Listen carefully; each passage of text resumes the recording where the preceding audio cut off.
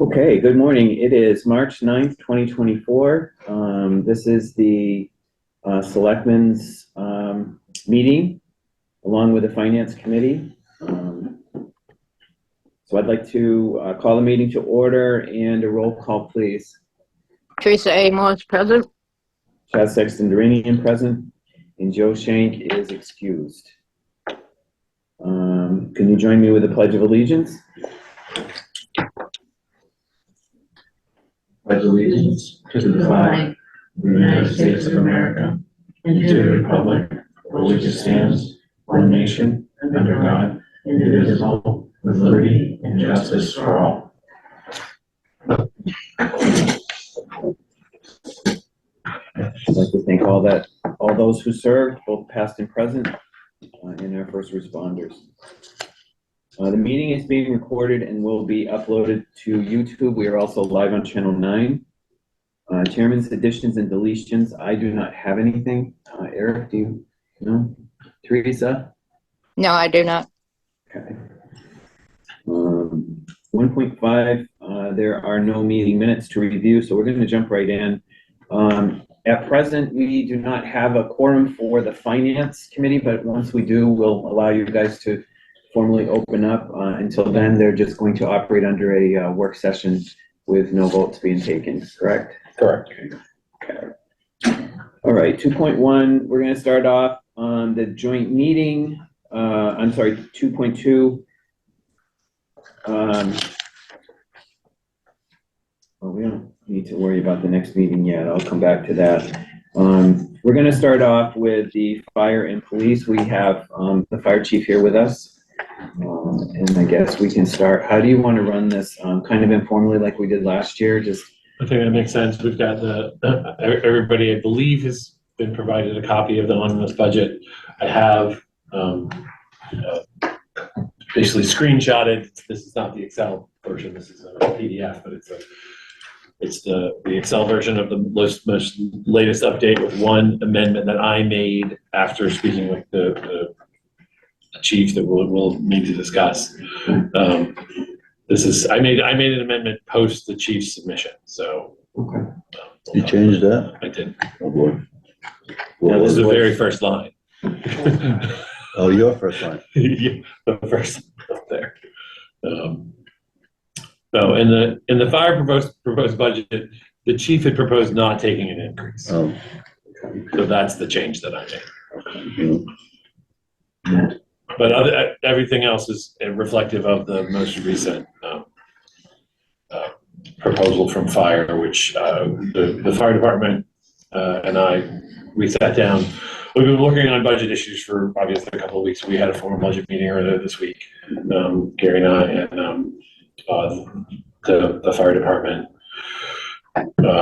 made some amendments to their budget as a result of that meeting. So what you're seeing in front of you, absent the chief's warrant, is the submission from the fire department for the most recent amount. Gary, do you have any comments? Sure, I got plenty. I don't know how far you'd like me to drag you into the weeds, but first I'd like to give you my comments that I appreciate you all taking time out of your lives to support the town and to spend a Saturday wrestling through these issues, which are not easy. So thank you for that. I think as far as the department and the town goes, we're in a very good place. Our demand for calls is up significantly pre-COVID and continues, although it seems to be stabilized in the past year or two somewhat.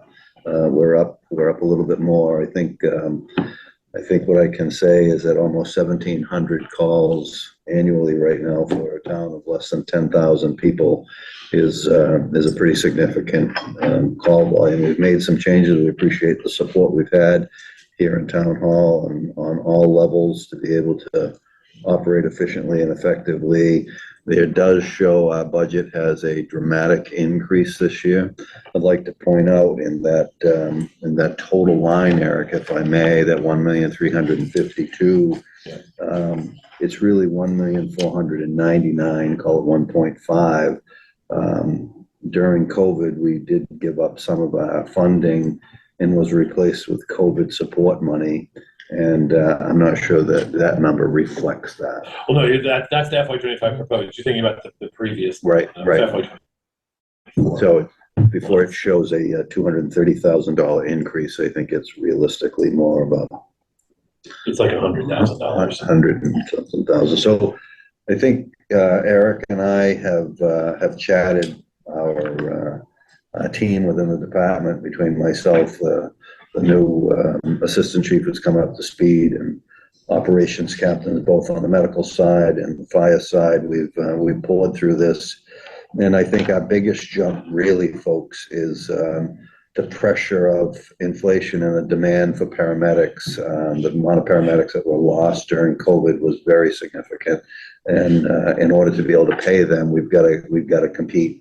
Their contract is up this year. I've got an allotment in there for an expected increase in their negotiation, and failure to adequately satisfy them. No one's threatened, but I think we have to be very cognizant that the demand on them is much higher than they're being paid, $10 an hour more per hour. So in order to be able to retain them, I think we need to be cognizant of that. And I just want to make just clear for folks in the room, folks who are listening, the fire union is the one union that we don't have a negotiated agreement in for FY25. Mm-hmm. So these are projections based on Gary's estimation of where we might end up in a fire negotiation before the end of the fiscal year. All the other numbers for the other unions are real numbers, but for fire, it is a projected amount. So we internally, and I think Eric's aware of this, have had conversations I have with the union as to where they'd like to be and what type of pressure they're on. And I did go back to them last week and said, I'm probably not going to be able to get us where we need to be. Can we spread it out over 2 years? And nobody said yes, nobody said no, but I think there's a willingness to cooperate.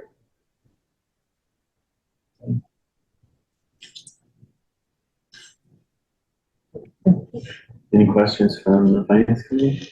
On the budget overall, I'm looking at second line, assistant fire chief. You mentioned that he's on board. I don't see anything in the FY24. I didn't see that, so it looks like a new position for FY25. So is it posted? Have we hired for this position already? Yeah. How is it being funded this year? 6-month project. We put in, we've been working on that for 6 months, and last year we did put money in for it, knowing we were heading in that direction, so it wasn't. It's in 292. On the EMS coordinator captain? Yeah. So that line held the funds that were set aside if we decided to go forward for the assistant chief. So that's why that's showing a reduction, a significant reduction. It's kind of like, so we're moving a position from the EMS fire captain to assistant chief. Is the assistant chief a union position, or is it a salary? It's a salary. It's a contract position. Yes. Okay. Okay. It's just when lines get added, it looks like a new position because that's benefited. But if it was budgeted for last year, it was budgeted as I'm sure budgeted as a benefited position. A partial year. A partial year and partial benefit. Yeah. Okay. Okay, I think that's important to understand coming in. We thought last year when we talked, it sounded at the time it was two people at that line on the 292. Okay, I think it's something that needs to be communicated, so we're town meeting people out looking, seeing a new position posted up. And coming, yeah, I mean, we did it with fire or police before, where it was deputy chief, and we moved it, and so part of the budget explanation is kind of like it could raise questions. Sure. I think there's, I don't want to consume your day with all the growing pains that we've encountered, but they're certainly happy to share with that. I have shared with Eric that our projected revenue on our enterprise account is also up this year. Okay. So one of the things that, and just to let folks know about the other side of the coin on this, which is the revenue and kind of the supporting for Right. this budget. Last year, as part of the annual budget, we had $600,000 from the ambulance reserve receipts account that was used to support the fire budget. Yeah. In addition, there was another, I want to say it's like $110,000, $113,000 that was going towards an ambulance. That was the last year for that ambulance. And so in an effort to help the town bridge the gap in the salaries and wages, we're talking about increasing that 600,000 to 700,000. So using the excess money from the ambulance lease to support the general fund budget. And then some of the other money from ambulance lease would be for the other capital item that's coming in this year. Well, we haven't, we have not agreed to that, but from my position, whatever it takes to get us where we need to be with what we have the luxury of offering. Yeah, so we're talking about potentially using the ambulance reserve receipts funds if it gets supported to support some of the other capital expenditures. The one in particular that I remember seeing on the list was, is it a heavy truck? Equipment for the heavy rescue. Yeah, and it's now in service. Okay. And he asked for 120. The capital plan is recommending that we fund 70,000 of that, and then he tried to get the rest from ambulance receipts. So we look at it again next year. Yeah. So that's basically just okay. Yeah. So that's going to come down to I think us figuring. Unfortunately, the ambulance receipts where the revenues are. Right. They're not. We don't know a fixed amount. I think we can project, and Gary's been really working really hard and diligently to make sure we're doing our projections on that. We're going to bring in more than $800,000 this year, I think was the projection. Yeah. And so if we spend 700,000 of that on the fiscal year budget, we don't have any other expenses that are penciled in for that account at this time, then, then we can talk about where that puts us for supporting the capital expenses as the fire goes forward as a conversation. We also know that the town bonded $350,000 for the ambulance, which has now been bumped out an extra year when the price went up $50,000. So we felt as though we could contribute that delta of that $50,000 from our revenue. Okay. Yeah. And so ambulance receipts is always a little bit of a moving target because it's not like it's not a sales job. The fire department can't go out and drum up business. You're not drumming up business. They get the calls that we get, and then obviously the amount has gone up, but we don't want to overexpose ourselves to that revenue line. We need to leave kind of a buffer, which I think Gary's doing a really good job about. So the reason I think there's a couple of reasons why we've seen that go up, and I recognize that these meetings, everybody's got their position, and I really don't want to be consuming all your morning with this, but we've made some changes on that enterprise account that we bill sooner. We try to make sure that we're a little more accurate as where we are. They capitated, I call them decapitated, because they're only going to give you so much. You can bill whatever. They're going to dictate the rate of pay. But if we bill sooner and if we work with our billing company, we sometimes have been able to see an increase. Right. Okay. And aging is working well. Are they doing aging reports and things? They are, and unfortunately, we've got an awful lot that should be written off, $500,000 over the past 4 or 5 years that has not been addressed. But some people die, some people have no insurance, some of the insurance companies won't pick up. So there is a substantial amount that's sitting out there, but an $800,000 contribution from that fund potentially to the town operation, I think is significant. It is. It's kind of like it just prior life, I did aging reports, and eventually, there's this uncollectible, and you have to write it off. So we watch those every month, and I'm happy to share it anytime. Okay, that's it. It just, one of those things. I don't know what this year's audit. It should be 2-3 weeks before we see the final for this year and see last year versus this year. If we see a revenue this year north of 800, I think it'll be the first time we've ever seen $800,000 in revenue out of that. I'm still confused on 292, line 292. Okay. So that that piece is gonna pay, there's still somebody in that position that's getting the fiscal year 25 money, right? Correct.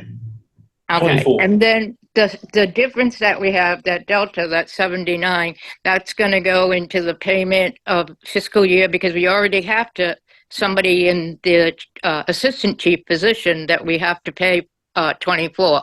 So a portion of that money's going into 24 and the rest is going into 25, right? No, that's not how it works. So the 292 line, the $187,000, it encapsulated an anticipated position for a partial year assistant chief. So in I FY thought there 20, was two positions in there.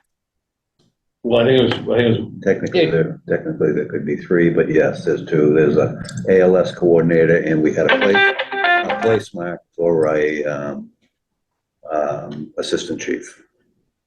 And so Okay. that's the Yeah. difference between FY 24 and FY 25 is the FY 25 money is only going to support the one continued position. So are we looking to create a new salary position in the budget for this year and then reallocate some money on the transfers in the last 2 months and move money from line 292 into 289 so that we're paying out of the assistant chief line this year Yes. and next? Okay, Okay, that makes more sense. Thank you. okay, I think that's, Do we need to identify that we're also considering a transfer from the ambulance reserve receipt account this year to the operational side, or is that irrelevant for And today? that's something about that's not really that's a- relevant for the budget. That's more about the yeah, current. that's probably a warrant article for the special. So yeah, that's a current year But fiscal that- year. that- We're That will really help, meeting. that will help us get to the finish line with everything, including the capital expense. Right. Okay. I'm staying in a global Yeah, perspective. no, of no, this. no, I was looking at the BVA and some of the lines were pretty significantly, new equipment was the one that I noticed. And that's what And that. so that's what this is covering. So that's an expense against the BVA the budget was 15,000, it's gone over and we have to cover About 30. Yeah. And so, we've Yeah. met with, Katie has been really on top of it Okay, and we've had multiple meetings on that current year fiscal year. right. expense. And Just so it doesn't appear to be something that it may look like, that move was intended to save approximately $15,000. By getting it now, as opposed to waiting until this is great. okay, no, that's the piece. It's kind of like the budget's there and we have to, my understanding is we're not supposed to be going negative on lines, so it's kind of like, and that's what the ability for the reserve fund is for unexpected, and for other items like that. It would be how do you address it, move money. I think Andrea has her hand raised. Go ahead, Andrea. So, on the side. Did I understand you saying that you're going to use some of ambulance receipts to offset costs? Not yet, we Your have not. budget? We have not yet, but we're proposing to do that as a result of some increases and as well as capital needs that we had during the year. Well, you have to be very careful there because it's a terrible mistake to fund ongoing costs with one-time money. Absolutely. This is it's a one-time new equipment. Yep. Piece. Oh, well, new equipment is a one-time expense. That's better then. Yes. Okay. Not necessarily an operating piece of the budget, Andrea. Oh, good. I that got by me somehow.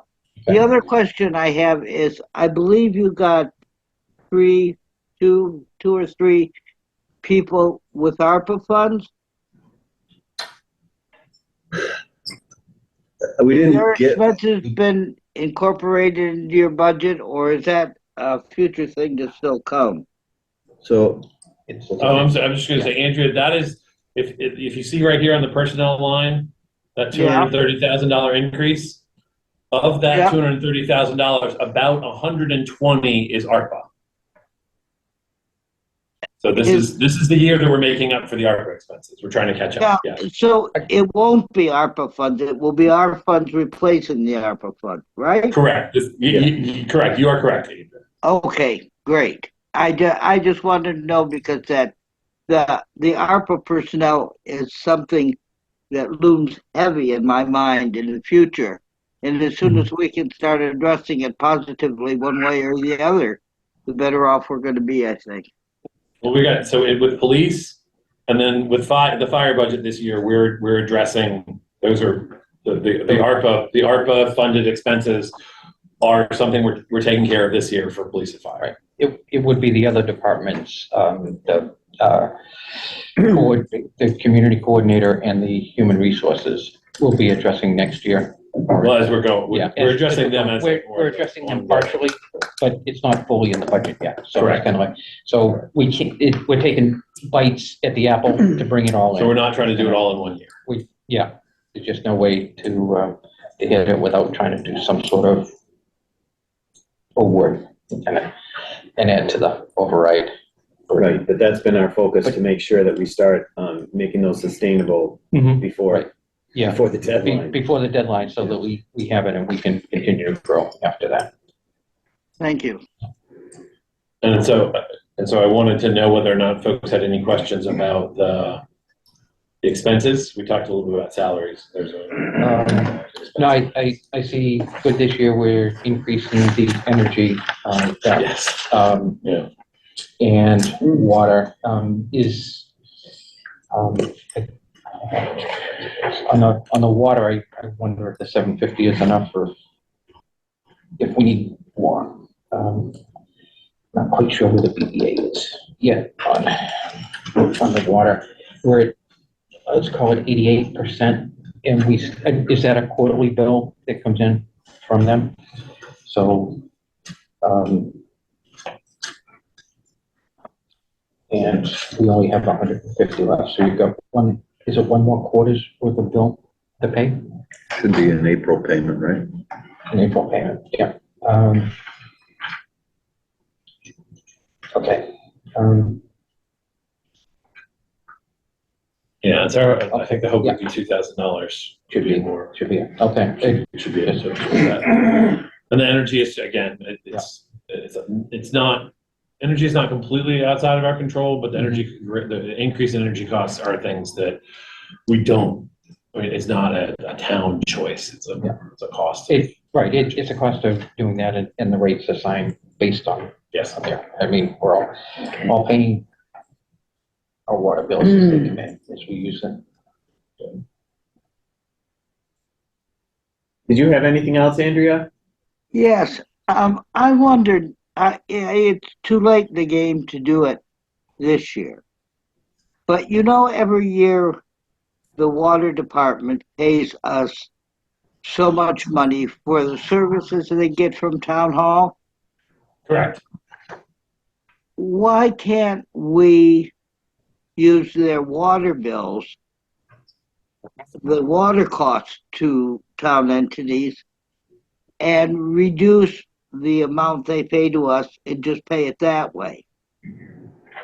Instead of, Yeah. I think it's cleaner because the meters are on the buildings and you bill off usage, so that transfer that we get at the beginning of the year for the following year, it'd be a guess about how much water we would use. So I think where we bill actuals. Oh, okay, all right. Yeah, that makes sense, I guess. Rather than try to do an offset line. Yeah, it would be an anticipatory offset, and we'd have to be working on it all year round. Yeah. And to see if they owed us more money or owed us less, or do we owe them a check back? Doing it this way where they just billing us like a regular Well, I utility. thought we could maybe just sort of add them up as they went along, and then at the end of the year reduce that way. But Well, they give us the money in the beginning of the year to fund the Right. budget, Yeah. which is for that full year. yeah, So, I mean, we could to do that. You'd have to do it as the next year. We're going to take all the water bills we owed from last Right, year. You right. reduce your next year's total. It's probably just cleaner to continue to do it this way, where I actually think this provides an incentive to the departments to supervise their water use instead of them taking. I think water use is one of the things that actually isn't tracked very well. At town hall, it's kind of, it's something we all take so much for granted. I don't think it's tracked very well, except by the department because they're meters and stuff, but as individual use, I don't think so. Sure, but I think the department have an incentive, like Gary, to keep track of how much water the fire Oh, department uses. well, of course, his water use is considerably different. Well, we don't have a meter when we tag a hydrant. That's a separate. That's a separate. We have to calculate how much water we've flown, but we don't meter that. So I don't want to rush anybody. I just do want to mention we do still have police and we do still have building to get through before. I want to just see if anybody else had any other expense questions for Gary or any TEMA questions. And I can see that you're gonna find form allowance for the assistant chief is a new line to be, it doesn't have a line number. in here. Yeah, I'll change that. Okay, we'll update that and it'll have a new, It will be 343. a new, yeah, everything. Accounting wise, it'll be a new Yes. line to set up for FY25. And I just want to point out that 328 and 329 were two lines. It looks like large increases, but if you'll notice, that's the funds were taken out of these lines and supplemented with ARPA money. Right. In FY20, in FY24. And so that was, we restored those funds back in FY25. And sorry, one more maybe associated with the assistant chief. Is there going to be a vehicle request coming in, or is it a shared vehicle? I'm sorry, I got a dry throat right now Yeah. for whatever reason. He's using the chief's car. I have not used, so he'll be using that vehicle. Okay, thank you. Oh, awesome. Thank you. Anybody have anything else on fire or on TEMA? Teresa? We haven't given any increases really on. Yeah, TEMA's pretty. I'm good. Just be aware that, there's been really no activity in that account in 10 years. Okay. Thank you Thank all. you. Thank you. Thank you. Thank you for the cost drop.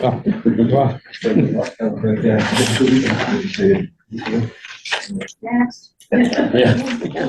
All right, so let's see. Next, no hot seats. Good morning. Good morning. Thank you for coming in. Thank you for having me. I appreciate it. I really do echo the chief's commentary about your Saturday mornings spending and doing budgets. There could be better things for all of us to do, so I do appreciate your time. To build on that water issue, we actually had an irrigation issue this year. One of our irrigation system was going on in the middle of the night for an extended period of time, and we ended up blowing through our entire budget in a quarter. I will say that to Ms. Wood's statements, they do have a very good system to overview and to see your water usage.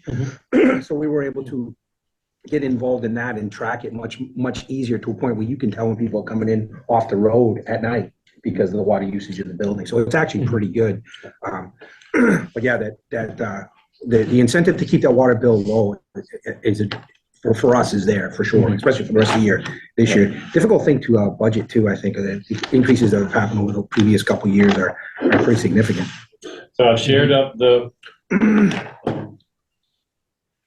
police budget, and I just want to kind of mention something as a precursor, which Andrea brought up a few minutes ago. So while it looks as though there is a significant increase in the personnel line for the police, this is the year in which we are recapturing the ARPA Right. funding that went to support a police position.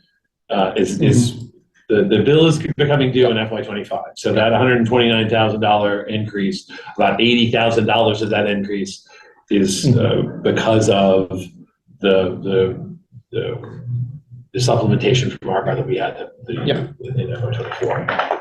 The other thing I would mention about that line is it's a compounding factor as well, because our collective bargaining agreement really reflects almost 3 years in that one increase. If you look at what year over year requested, last year what we requested was not in any way informed by the collective bargaining process. We got to that later. Yeah. So Right. there's other variables that push that line up like that. I remember that being an estimate last year based on what the negotiations were being, similar to what we talked about with the fire. Right, and these are all planned. We knew that they were coming Mhm. along, so Yeah. that's where I'm happy that we've got everything. Turned up the heat. Yeah, exactly.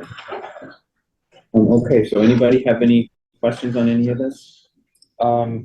Just a question with the line that's going away for reserve officers. Is that something where, What line is that, please? 256? 256, are we redistributing that and taking I guess, is that line being changed and redistributed somewhere? It will probably be eliminated. We think keeping it open for the time being makes sense just to provide an alternative if we need it.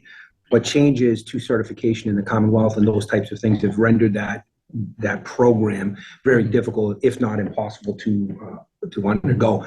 The issue that we do have is we do have some collective bargaining language that allows the officers to move to a reserve capacity upon retirement. So I do think we need to maintain the account just in the event that one of the officers that would retire in the next few years would take that up, then we could look at it at that point. Okay, and sure, it has to do with licensing and training and everything and keeping. current, Precisely, so, precisely. Not to mention efficiency. We've also had some collective bargaining issues in the past relative to the use of those guys in lieu of full-time people. We've resolved that issue this last session so that our need and our use of reserve officers would dramatically change even notwithstanding the certification issues. So I think that explains kind of the jump in the personnel line. The other major thing that I think it's worth, I mean, there's obviously the jump in the energy line, which is, is something that's as a result of, the chief trying to appropriately budget for energy. And then the police new equipment line, 280, the bottom here. That jump was from 75,000 to 95,000. And that's for the lease of the 2 cruisers, is that? It's actually 4, Well, but it's sorry, leased for 4 cruisers. And the interesting thing about this line, I think everybody here has been present for this program to take place, would actually be comparing a number from 3 years ago to now. Because that $75,000 was secured 3 years ago, leveled for 3 years. So the year over year is not really fair. That's not a way to look at that program. You really look at it in a 3-year thing. The driving costs that increase that are just inflationary costs. The automotive industry shift to EVs, the supply chain issues, increased leasing fees and interest rates and those types of things. But if you're going to go year over year, it's actually better to go back to our initial proposal 3 years ago and think, then even if you added the 2% each year, you'd still be talking about a slighter increase if you look at it that way. Right. It levels costs for 3 years, for sure. I mean, when we lock in our lease rate, we usually do that in the summer upon solidifying the deal. We'll lock in that new equipment rate for 3 years. It will be level for the next 3. And one thing it does, I think that's even probably more impactful to the organization, it actually helps us in the repair and maintaining our equipment line. It has really made it so that our maintenance line is just that, a maintenance line. It really drops our unanticipated mechanical pretty significantly. And I've tracked that over the 6 years we've had the leases, and it's rather dramatic, to be honest. There's also some sunk in costs when it comes to outfitting cruisers, and I think the fire chief mentions it a lot when he's talking about getting a fire truck up and running. Well, on a smaller scale, it's like that when we build our fleet. If Ford decided we were a bunch of great people and they just wanted to give us free cars, it still takes about $30,000, maybe even $40,000 to outfit it properly to get it on the road. But with that, there's research and there's some sunk in costs as well, driving that thing over hell's creation and just getting it all squared away. Not to mention the downtime we used to experience when we ran fleets with a higher mileage count. We have attempted, and it's working fairly well, to address some of the costs on our fleet by opening up a revolving account for cruiser fees when they use their details, to have the vendor pay for those fees. And then we're then able to use those fees to offset maintenance costs. And we have done that. It's been pretty successful. We've got a couple $1,000s in there as we speak, and we're using it to do our brake jobs and exhaust, all the things that are a direct result of using them in that capacity. So that's been a very good program for us. We're asking for that to be increased actually this coming year at town meeting. I guess the question is, does anybody on the have any questions about this budget or any of the things that the chief? I don't think there was anything, just a quick look at BBA. But like I said, as you said, it's kind of like BBA, everything really looked good except for water. Yeah. But, The other thing I think oh, that, and yeah, I was gonna say maintenance and the transfers we gotta do, there were some unanticipated, Yes. failures, and so we did some reserve fund transfers. And I apologize for the time, we're working on new process, and if I can, I'll contact you, providing additional information, so when the request is early and there still appears to be a lot of money in the budget, sure, what the anticipated usage is for that money is to show when it's gonna go to zero. right, that makes Transfer it a sense. little sooner. Sure. So Yeah. it gives us that more upfront. And to that point, we do operate under a zero-based balancing approach for sure. So we Mhm. start every year and zero all of our lines and build them that way. So that's an easy conversation for us to have. And we can give you a general idea what that account looks like the rest of the way as far as what we Yeah, anticipate for it. and I think that was where we started having questions was. Sure, how to, sure.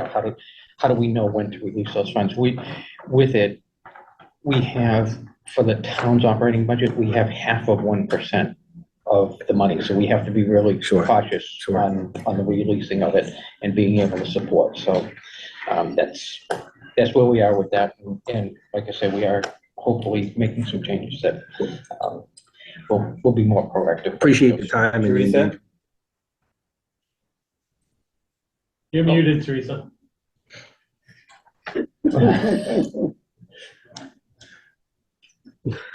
And I don't know sign language. And we can't. Teresa, you're still muted. I know it was working. She was talking. Sorry about that. I was on triple mute. Okay, can you hear me now? Super Yes, secret yes, we probation. can, yeah. I just wanted to also remind the police chief that we are going to be meeting with the selectmen. We already did the first round, and we are going to look for that capital improvement that you requested to getting that funded for your record system. Appreciate that. Thank So you very much, Mr. Booth. So that, yeah, that has been tentatively approved by the Board of Selectmen. We just have one more meeting on it because something else has changed. What's that, Thank you. digitization? Right. Yeah. And we met with, we had a vendor actually in, Right. that I took over to the, back before I. Was it in the same price right Plenty here? good one. Was it in the same price area that it was? We're still waiting for a Oh, formal right. proposal. It was I mean, he gave us a kind of per box price, so. Yeah. Well, it depends on how many boxes you have. Ballpark. Yeah. Okay. Anybody else have? Yeah, anyone else? No, I'm okay. Nothing, yeah. If I could, we could move on to the communications budget and explain, there's some, and also I do issue to Mr. Slagle a budget summary and narrative that I'd be more than happy to forward along that gets into my budget in a little bit more granular of a fashion. I have your emails, I can move that along. We to you. It'd did, be we did helpful. receive it. All right. It's kind of like it was passed along with With your budget. with your budget. Sure. The initial spreadsheets. The comps there real quick. Yeah.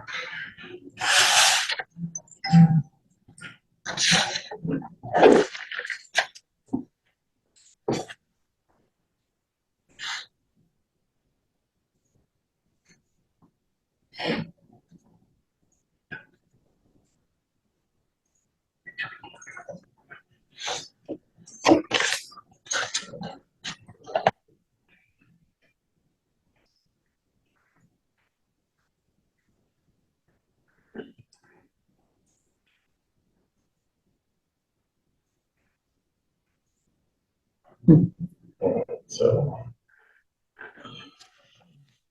See the colors of the budget there.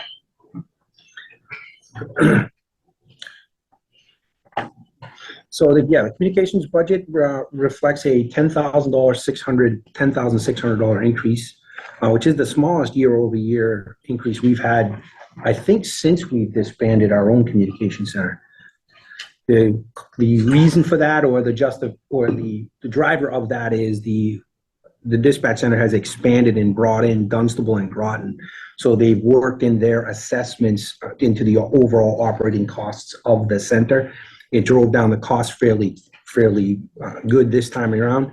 I do think that there's some storm clouds gathering in the distance, because as soon as those incentives dry up and go away, because they entice you to go. I think they paid Groton's assessment for the year, and they paid a certain amount of Dunstable's, and then they paid for an entire position, a deputy director or something along them lines. So there is a lot of grant funding involved. In fact, it is almost entirely grant funded on that end of it, aside from our assessment. So that drove that cost down a little bit. The big cost driver for us in the move over there is a files connection directly from the police station, which is connected to the fire station. It goes right to Patriot. It is for large files back and forth. It's a significant thing for us. All of our records management is actually housed in Pepperell, so that access is all that way. So that higher speed is necessary for us. And there are some point-to-point security issues as well with the way we would do it if you did it through broadband. And that's a very expensive service, but that was the major driver in that area. The only other slight increase was in our IT contract, which is nominal. We have not had an increase in some time. I will remind the group that this communications budget is actually better defined as IT for public safety. It covers all of our communications expenses, but also a vast majority, if not all, of our IT expenses. Chief and I work fairly well together in putting this together and monitoring it. We do have replacement programs for our computers, for our copiers, for our radios, for our radio infrastructure. And that now, because we're in that regional dispatch center, is really a joint and collaborative effort between a number of organizations. It's a smaller budget, but a lot goes into making sure that we're doing it on an efficient level. Our infrastructure is pretty strong. It's one of the stronger communication infrastructures in our district, for sure, in that center. However, it is an ongoing thing, and these electronic equipment usually have a lifeline of about 5 years. We did a big rebuild about 5 years ago, so I do think in the coming years, the next couple, the chief and I will get together and develop a more robust plan looking forward the 5 to 10 year window, now that we are settled in our current communications kind of process. I think it's also kind of just to let folks know, when Groton Dunstable disbanded, Groton at the time was paying, I think it was over $600,000 for their portion of that center. So the fact that we're getting services, I think they're higher than Groton Dunstable was able to provide, and we're paying a $365,000 as opposed to $600,000. It just shows that it would not be cost effective at all for us to leave this sort of to set up and try to go it alone, or even join another one. I think that right now, at least, it certainly seems like we're doing it. Yeah, to go solo, I think if you adjusted for inflation, we'd probably be knocking on $1 million door for running our own communication center. Yeah, so that, just to let people know, it's not, we couldn't do it by ourselves for the amount of money that we're doing it to RAC. It would be a significant increase. Right. 3 or 4 times, probably. Yeah. Not to mention the headaches that go along with all that. Correct. Right, yeah. Now having the power, having backup. Risk, liability. So we still do have the building department to go through in this first hour. So I wondered if anybody had any other questions for the chief. No, but where you talked about the forward-looking, it's something good on the, as we get, I'd like to build, when we talk about the budget process, there is supposed to be a 5-year look forward, so try to. Yeah, and we do have a capital lines for communications. The issue for us was that now has to be made collaboratively with Patriot, because we could tap into their funding mechanisms as well. And there are some things. So it is in our plan for this coming year, if not next year, to really dial down, because I do think you're starting to see some end of life with some of our electronics. Yeah, that's, okay, sorry, and then one more. At the end of last year, we did some municipal transfers to communications lines, I believe. Was there something like an adjustment at the end of the year and an assessment at the end of the year? I think there were some unanticipated things. We had an accident in one of our a surge that blew up some of our equipment that was not covered entirely by insurance, that threw off our budget a little bit. And I can't remember exactly what else we had. But the other thing is, I think our assessment came in a little higher than what we had budgeted for as well. I made note of that in my budget. their budget is still a bit fluid.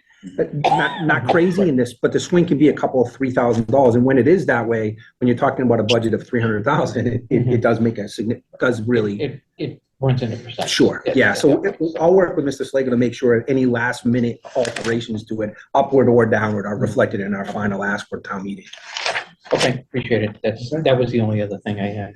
All right, excellent. Thank you very much. Thank you, Enjoy the rest of the weekend. Thank you. Oh, did somebody? Goodbye. I just wanted to say thank you for coming in. Oh, you're welcome. Thank you, ma'am. Okay, Okay. and building department. Bob, are you still there? Yep, I'm here. Good. Thanks for waiting. Thank you. Yeah, we could have done that in reverse order. I'm just gonna say, next year I'm gonna lobby for reverse order there.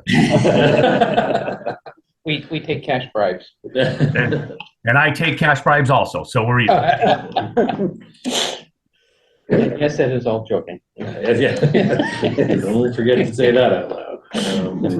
So let me pull up the building department.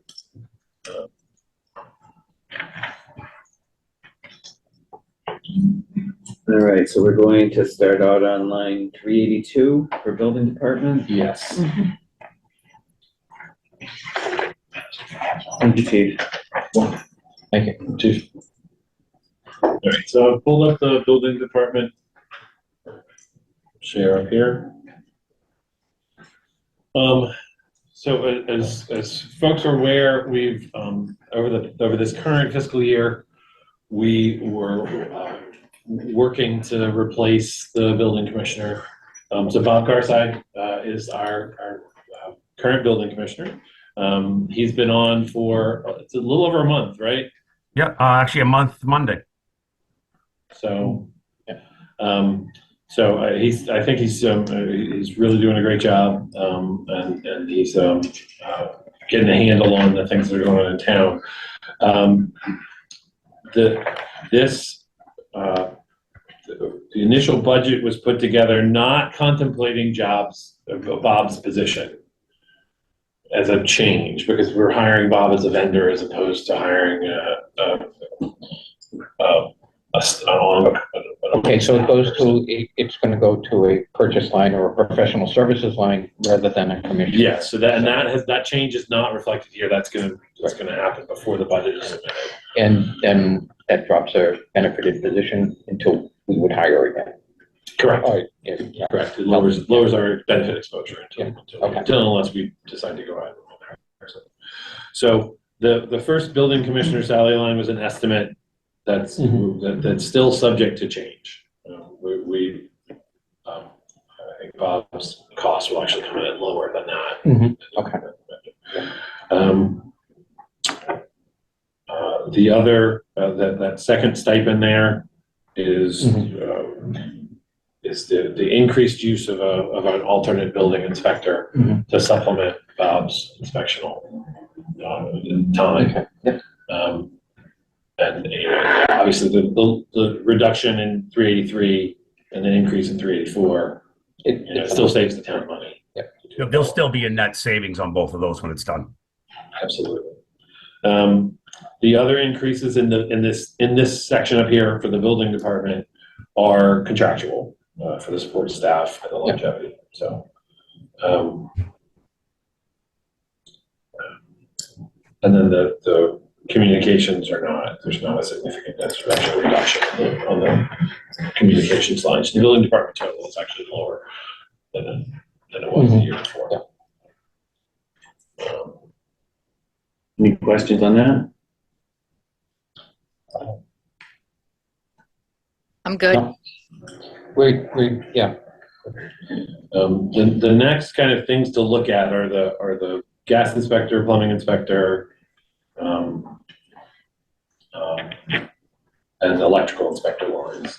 And we proposed some increases in the stipends for those personnel to bring them more in line with the regional, what the per inspection cost would be based on the region.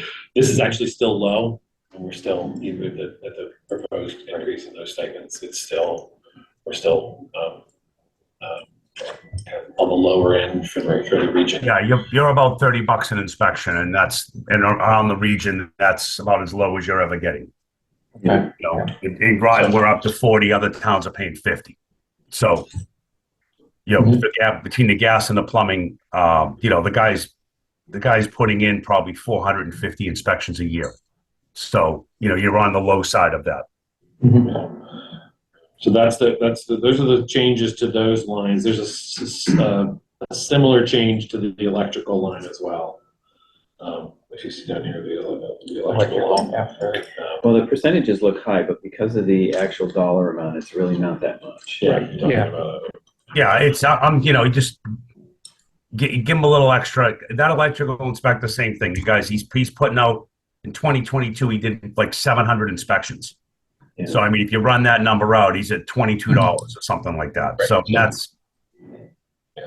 just trying So to we want to retain him. If we like him, we want to retain him, obviously. Right. So the sealer of weights and measures is a little bit of a different situation. I do think that Eric, who's the sealer of weights and measures, is about to retire. I thought he had. I thought He was trained. Okay, he was training somebody to take over. I believe. He has retired from some of his towns. Okay. He hasn't formally retired from Townsend yet. Yep. We do have a proposal from the state to take over our sealer work.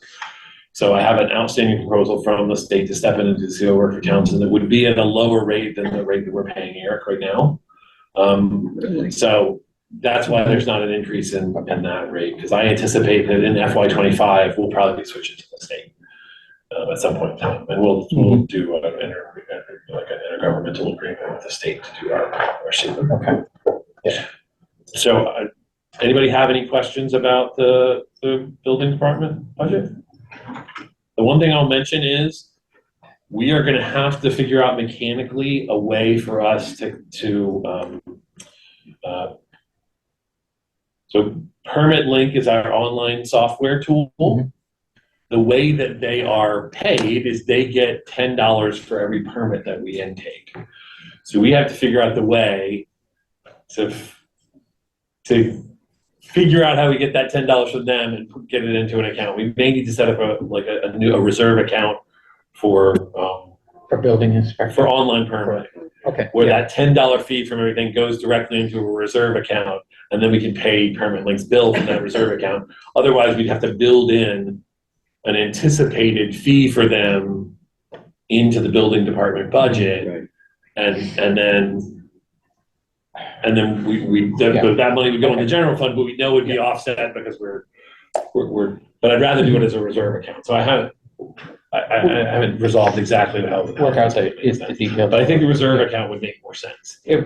Yeah, I mean, similar to other receipts that come in. Yeah, just that $10 fee that specific. goes in as part of every permit just gets Mhm. peeled off and put into that reserve account, and then we know we have exactly the right amount of money to pay for that bill when it comes in. Yeah. Because it's just a one-to-one. But it's not currently in the budget, so it would be part of the reserve account. So- In- If the money comes in to the building department, when I pay my $60, it goes into, and Janet, let's say I give her a check, she turns it in at $60. It Yeah. goes, so at the end of the year, we made blah, X amount of dollars. Why aren't we putting it in a line item in the building budget? Because you're going to sweep it out of what I made. You know what I mean? If we made $300,000 and we owe Permit Link 30, you're going to sweep it out of the 300 anyways, right? Sure. The only problem with that is it's a guess of how many permits we're going to have. Whereas if we do it as a reserve line where we're taking that $10 every time, it's the exact amount that we took that we're going to end up having to pay them. Yeah, it's like, can the software do a monthly report that says how many permits this month? Yeah, And that then- software, I don't think could do anything. Yeah, and then we could do a monthly sweep of that money from the revolve. Yeah, I mean, when they send us an invoice. Yeah. So they invoice us with the number of permits, so it's Okay. obviously that number Okay, so exists. that's, So we know how much Right. they're billing us for, so we know how many permits we're actually. and that would be the System. reconciliation for that too. Yeah, but if we, I think it would be simpler if we could figure out that turn in, so that $10 just went into an account that was then dedicated for that payment. Yeah. But further research that until there may be a change in here if I decide to go the way that Bob's suggesting, or if we just the reserve account. Well, before that, we'll resolve that before the But that would be creating just an extra line item for that, correct. Right. just for the fee. This collected probably at the building inspector line rather than each of the Correct. departments that get. Oh, yeah, we just put it at the Correct. That makes more sense. Does anybody have any other questions about building stuff? No, it's straightforward for me. Andrea, any questions? Nope, I'm fine. Okay, thank you. Okay. Just want to be sure. Teresa, you're good? I'm good. Okay. All right, thanks, Bob. Thank you. Have a nice day. Hey. You as well. Thank you. All right, so general government. Okay, I'm just gonna take a couple minutes here. Yeah, can we just take a pause just for Yeah, a we can minute? take a pause and then we'll do first come, first serve, whoever. Yeah, Vicky was here early, so Vicky gets to go. Although was Katie here first? I don't know. Yeah. Katie was downstairs. She was in the room first. In earlier. Yeah, that's one of the reasons I wanted to take a break. I'm not jumping in front of Oh, she's gonna totally do it. She's gonna stay sitting here like that. you. Don't worry, I'll be careful. Yes, kick me in the foot. I probably deserve it. Say the wrong thing. Yes, I was about to say, just. So can you just sign that to start with, Yeah. and then we'll.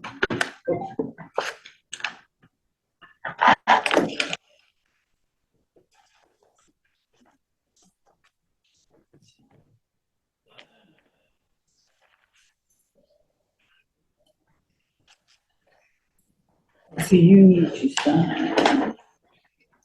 Date and sign. Yes, there you go.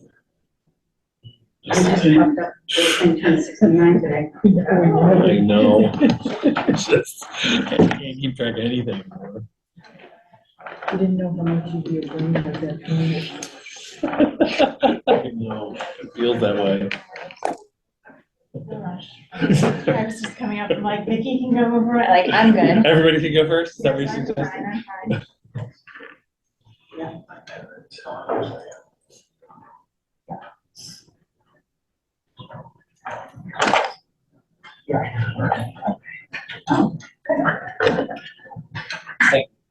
fine. Yeah, still has all ideas.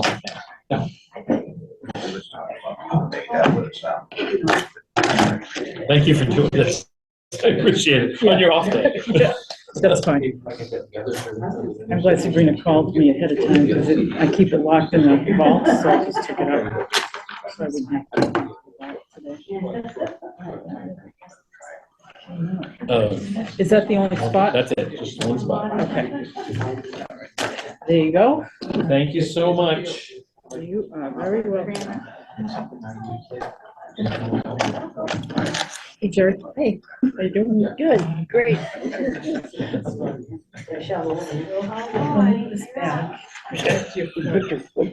Yeah, I need a buffer. You have to sit in these seats, really? I don't like that camera thing. Ken is not there. I know, but I can't. You want a computer, just stare at the screen. Sabrina? That's that. What line Use all are these you on? papers. I don't know, I don't have, I don't know what line I'm on. Oh, yeah, I'm I just sorry. have my It's closet. 55. What are assessors, right? Yes. I'm gonna pull up on the screen real quick. Okay. Ours is short and sweet. Yes, Okay. just like your meetings. Yeah, that's right. Until I get their properties. Share the screen, share the assessor budget. Okay, line 55. Line 55. This actually,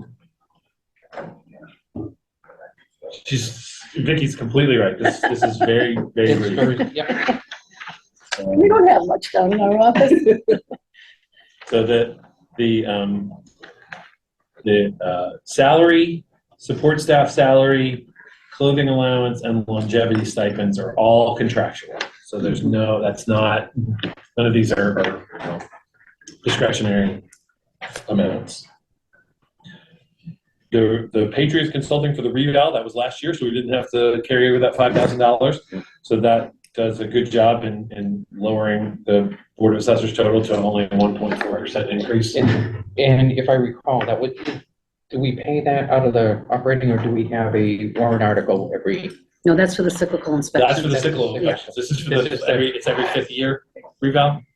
Okay, So- so it just is a regular item on your account every 5 years. Yeah, so every 5 years, we've got to come up with money to do the reval, but that was last year, so we don't have to, we don't need it for another I'll be 5 gone years. before the next time you do that. Okay, any questions on anything? Yeah, anybody have any questions? So the only real increase we had was to have the administrative assessor take classes so that she can Mhm. get certified. Right, and we increased it this year, I believe? Yeah. Was it? Yeah. Additional training, that's fine. Yeah. The succession planning, I think, is a very, very solid. Yeah, it's really crucial in all our departments to make sure that we have appropriate money for training. Yeah. And so this is not the only department you're gonna see a training line either created or increased. Yeah. Because one of the benefits of the training is we have people that might be taxing succession. She's got a solid staff down there. Yeah. Teresa, anything? Anyone going once, going twice? No, I'm good, thank you. Andrea? I'm all set. Okay. All right, well, that Rip was, that Band-Aid thank right you off. very much. Botanical garden. Thank you. Thanks, Vicki. Thanks. Have a great day. Thanks. All right. You wanna do the clerk next? The clerk has got a bunch of stuff. What do you want to All do, over Rob? the place. It doesn't matter to me. Let's do you and then we can do Robin. Yeah, we can do that. But first, let me do the clerk. The clerk, the town clerk. Since he got you doing official Well, business, so you come in on a Saturday, right? That's what we Mine do. was- Exactly.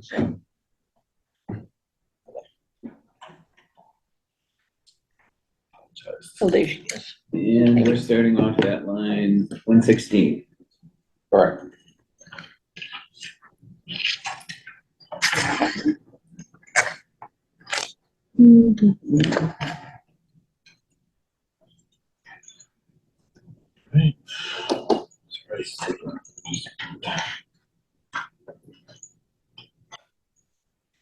Okay, so I shared the clerk line.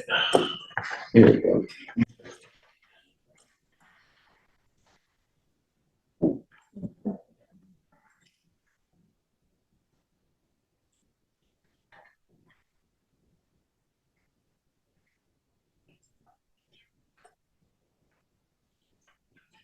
Okay, so any questions for anything?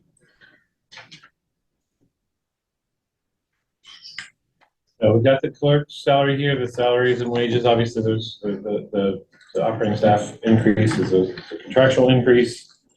There's some minor increases in expense lines, but the total increase to the budget is relatively minor.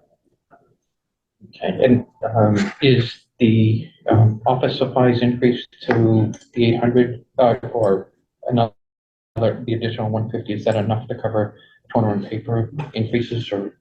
I hope so. Trying to keep it down as much as, Yeah, I mean, that's We can. it's something that we do struggle with, yeah. is the cost of paper, not just at the clerk's office, but across the building. Yeah. And it's a significant line. No, I know. Do they order in a group or do they order separately? We try to order it in bulk. In bulk, yeah. But the toner killed me. Toner. Yeah, $250 for a And toner. every, it's great to have new printers Mhm. because they're more reliable. We don't have to have printers down. Except I can't use mine. The downside is that the toners for these printers are really expensive. Yeah, And, yeah, it just is what it it is. is. Okay. I hate to say that. You mentioned is it a local printer, not the copier in? No, I have to print to the copier because I can't use my printer in my office. It Okay. doesn't connect. So I'm ready Okay. to connect it to my state printer. my town computer. Okay, Yep, I just got the cord for that the other day, so I'm gonna try that. okay. And it was nothing IT could resolve? They Alright. tried. Okay. I think it's wires in the walls, right? Yeah, Isn't that we're, what that's we all part of decided? our rewiring problem. But in the meantime, I get my steps in, but it's, Mhm. I have to run back and forth to print one document Right. on special paper. Okay, yep. And it's gotta be fit in, right, yeah. So this does not reflect the change that Kathy and I talked about, if we move down to the elections So line. elections. Yeah. Unless anybody has any other questions about the town clerk operation software. So the election line, as everybody can see, comprises a significant increase over last year's election line. As a result of the multiple federal elections that we're having this year. Mhm. And so Kathy and I talked about the possibility of, since this is hopefully a 1 year increase in elections costs and not a long-term election cost Mhm. increase, that we fund some of this via free cash. So I wouldn't want to use free cash to fund ongoing election costs, but if it's just an FY25 election cost that we're going to see a drop in the following year, funding it with free cash would make more sense. But we then see it again in FY '29, Correct. same pieces. So we're talking every 4 years, we'll do a free cash. Every 4 years, supplementing the election budget for free cash because of the federal elections. Could we set up a revolving fund where some of the money, we put some money in there and then repayment of, I think it's every 2 years, we have the extra state elections every 2 years. Right. Does that increase your budget when we have the state elections every 2 years? Yeah, because that includes early voting, Right. the vote by mail ballots, all of that is very expensive. Is it a revolving account where my understanding, and I need your, do we get reimbursed by the state For for? some of it, but not, I mean, it's not a lot, No, but if we seed some money into right? a, More of an article. Yeah, that would be like a warrant article to set aside money every year. So we could do it. So if we did, so here's I think what you're saying. or, yeah, If we think it's going to be a $20,000 kick every couple of years, a $20,000 jump in elections every couple of years, we do a $10,000 free cash warrant article every year, much like the 300-year celebration, and then kicking some in. every other year you can use that to fund elections. We didn't do that last year, so we would need to take $20,000 this year. As a piece of it, and then when we get the reimbursement, it's allocated to go in there. Do you know how much the reimbursement is? Is it? I can find It's not. Yeah, if it makes sense to do it. It's not- So I'm what it thinking is, it's similar. we get money for extended hours, so we get an extra for the extended 1 hour in the morning for the 3 precincts, which Okay. isn't a lot of money. Right. And we also get reimbursed for some of the early voting costs. So we have to report all of that. And the vote by mail costs, we're supposed to. But as we all know, these mandates by the state, they start out as being funded and then it ends and it's unfunded mandates. Like we have with the automark machine, that's $1,500 to program it. No one used it. By law, we have to have it available. And I understand that. That doesn't bother me. But again, it's a mandate by the state that's become unfunded. And so I think because that when we get those funds in, I think it's probably just cleaner to have those funds go directly into the general fund, and we put aside money every year from free cash just to say this is to fund even year elections. Mhm. You know, this is to fund federal elections, like elections. So would it run like almost like a revolving account type thing? Or Well, no, not it'd be really? like a special town meeting warrant article. Okay. You'd use it and so we'd level fund or with moderate increases your election budget, but your election cycles are like up and down and up and down. okay. And so in those up years, you would go and spend the money out of the. So we do have an account, right, for like the presidential reimbursements and all of that. And there's some money in there. I don't think it's a lot, like $1,200, maybe something like that. So we do have that. Could that be used for that? Well, I think that what we would do is, mechanically what would happen is we just put it on the special town meeting warrant and Yeah, just say, yeah. we're allocating $10,000 for, for state and federal elections. 300-year celebration. Yeah. Yeah, And if we did that every year, $10,000 every Yeah. year, then every 2 years you'd have an extra $20,000 to supplement the and then election we budget. would also put the reimbursements in that account. Well, if the reimbursements already have an account, then they would just continue to go to that account. You could spend from that as well. Okay. Yep. Because Okay, that's an account that can be spent from, is that right, Katie? Correct. Yep. Yeah, so you can spend that money already.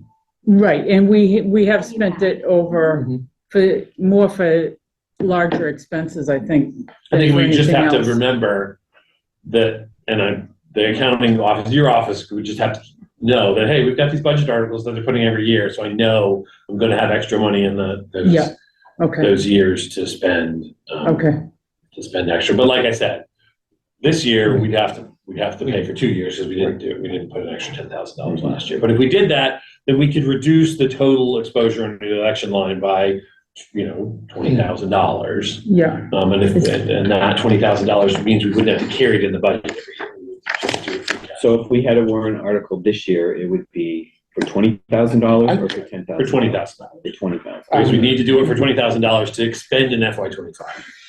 And then at the end of FY25, we do 10,000. At the end of FY26, we do 10,000. So in FY27, there's that $20,000 we sit there to spend. And then at the end of 27, we do 10. At the end of 28, we Oh. do 10. although, like Don had said, so in 24, we have the presidential. 26, we have the general election for, But that's in FY27. right, but it's not just a $20,000 increase for this year. So It's going to be a $20,000 increase for fiscal year 2 years from- 27, but what about the general election, which would be an increase over last year? When's the general election happen? So the general election would be in 26. which is FY 27. so we would have- September, November again. Yeah, we'd have a Yeah. primary in September with a week of early voting and The general. And the general with 2 weeks of early so voting. just like now. So now we're coming to the end of a fiscal year, and we're looking into next fiscal year, and you've got a primary and a general Well, on the federal level. right, which is much more costly than the state general election, Right. just so you're aware, because we usually get an 80% turnout for the presidential Right. versus the general state election, which might be a 40% turnout. Yeah. But so thinking about fiscal years, you're going to have an impact in fiscal year 25 for the federal 24 elections. Yes, And then you're going to have an impact in fiscal year 27 for the state elections that are in calendar year 26. Because yes, it's after Yes. July Yes. in 26, so it's in fiscal year 27. So that means we're going to have 2 years Mhm. of free cash articles that we could use to put aside $10,000 for 2 years. So you Okay. have an extra $20,000 sitting in an account. And And if- by the way, if you didn't spend it all, then you'd have that left over to fund a federal election 2 years later. or if we needed more, the article could include, instead of 10,000, 12,000. Sure. whatever. I mean, Okay. I think we just have to think about it as we go forward. Yeah. If we do that this year, we reduce this budget so it's more streamlined year over year and not Right. fluctuating. And, I mean, this year, right now, for fiscal year 24, Yeah. I am probably going to run short Okay. because we may have more than one override. And that's a whole other challenge there because of the override elections. yes. Right, But I think we can predict the state and federal elections in such a way that we can Right. set aside money. for them Yes. going forward. Going forward, that can be, we've got this fund now or an account where if you had one, you'd charge against it for override elections. Yep. And then you'd take the next warrant article and replenish. We'd say, oh, Okay. we needed 10. We We need, We needed to more use than 10. We 3. had to add an override, so we Yep. had to use a few Yep. thousand. So it's we're kind at of like, so 13. so Okay. instead of going negative or anything, Okay. you've got the ability to. So that's a long way of saying that I think that if we do it that way, we can reduce this election budget by, $20,000 this year. And so it's not hitting It's not hitting the election line, it'll be on a warrant It'll be in article. a warrant article. So it will be level funded basically from last year. Yeah, I mean, we can add like the 1375 and we have a $20,000 warrant article. Okay.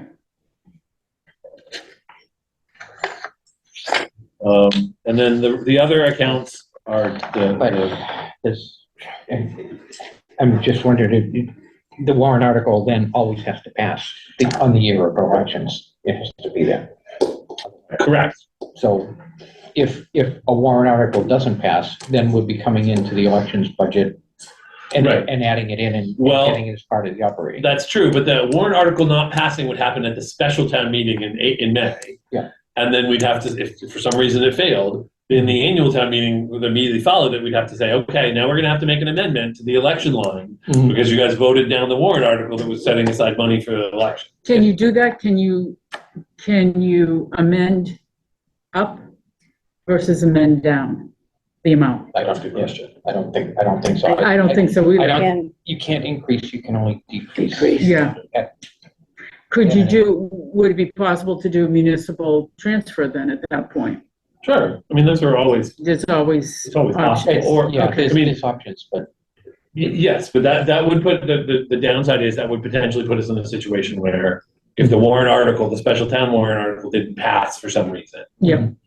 then your election line is not funded. right.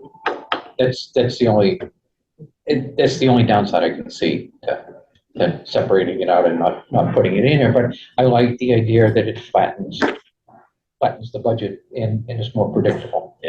Mm, That's my thought process about it, Yep, just to try to avoid the spikes. okay. Um, So are you going to figure that out on paper and send me a copy Yes. of what it's gonna be? Okay, yeah, I mean, in all likelihood, I'm just gonna, level fund the operating staff, okay, which saves us 14,000 and then takes $6,000 out of the, out of the professional services, printing and postage and other supplies. And that takes the $20,000 and okay, put it in a warrant article. That way it reduces our Yep. our general fund budget by 20 grand. okay. And we've got the registrars and street listings. Okay, the registrars is level funded, so, Those are not, street listings is just it's a relatively small increase as well. Yeah, again, paper and printing costs are going up. Yeah. Copper or aluminum's still high, so plates and things, so they need to shrink. I think that's the end of, Any other questions? Andrea, So- Teresa? I'm good.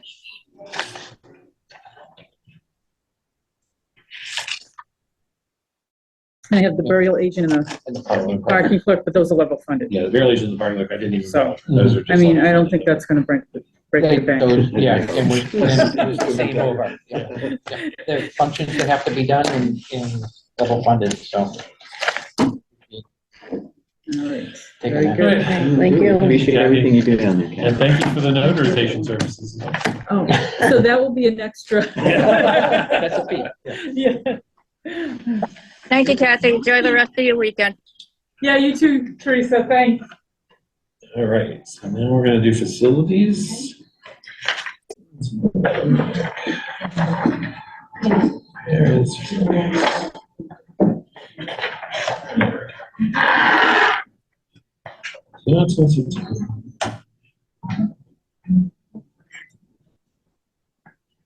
And let's see, that one starts at 221, right? Right. Correct. Is he working? Oh, yeah, that's it for the weekend, it's off. Gotta save the. Not till I get home.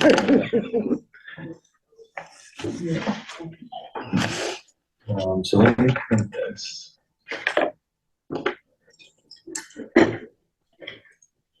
We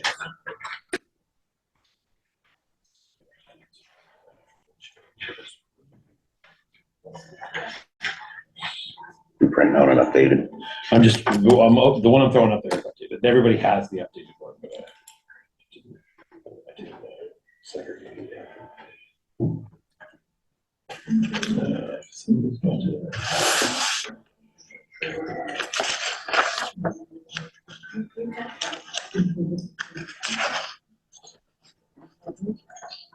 Okay. So we have the updated facilities budget on the screen.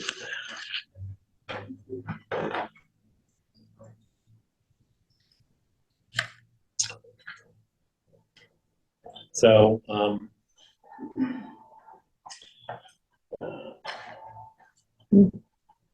the facilities maintenance coordinator, the facilities custodian, administrative assistant, temp help. The first three are all contractual changes and appropriate hours. There's an increase in the temp help line. Rob and Roger and I have had discussions about utilizing the cemetery laborers more effectively between facilities and cemetery parks. And so this, putting a few extra $1,000s in this line would allow, on days when the cemetery, they have wet grass, so they can't do any mowing, they would be available for Rob to be able to do labor type things like mulching the flower beds or any other labor level work that the facilities department would have. I think it'd be way more effective than trying to separately hire laborers, kind of short-termers for facilities to just allow, and Roger's been very good about that kind of informally in the past. And this will allow kind of facilities a budget to be able to fund those things. So if we need to do, And would it be a transfer in the accounting office if? No, I think we would just we'd fund them as temporary help out of the facilities temporary help for the days that they're helping. They'd record their time differently that. Yeah, we track their facilities hours separately. That they Would would it have be to enter just Cemetery hours. outside maintenance, or would it be any inside maintenance?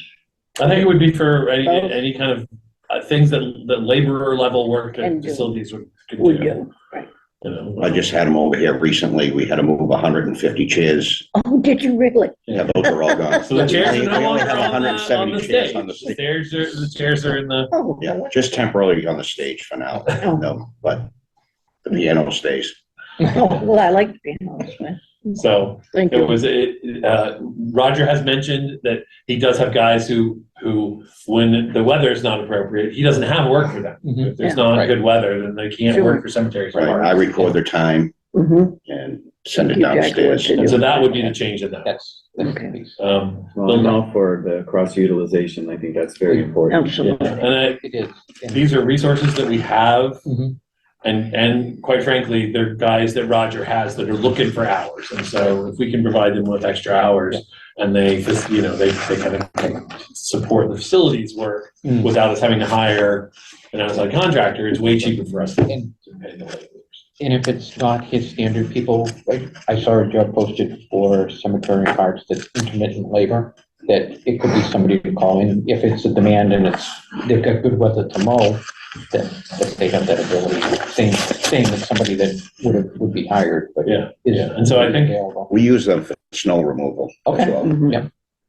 so I think that provides us a little bit of buffer to be able to fund it out. Trade him your lawnmower. And yeah, and at the end of the day, it just makes more sense, like Chaz says, to utilize those resources. Right. Good idea. So If they're those, willing to work, let's put them It's to part work. of work, yeah, yeah, no exactly. kidding, Yeah. yeah. So and now we come to the facilities line, the expenses. We did do some back and forth on this expense line. It's changed from the initial submission. The one that I'm the most concerned about is energy. I'm the one that pushed to level fund it, but I am concerned about level funding. But I'm the one who's, Rob did not want to level fund it. I pushed Rob to level fund it. So if there's people have a concern about that, that was my request, that we try to level fund that. And then in part because if you look at the BVA right now, That's right. Just gonna go. what are we? 62%.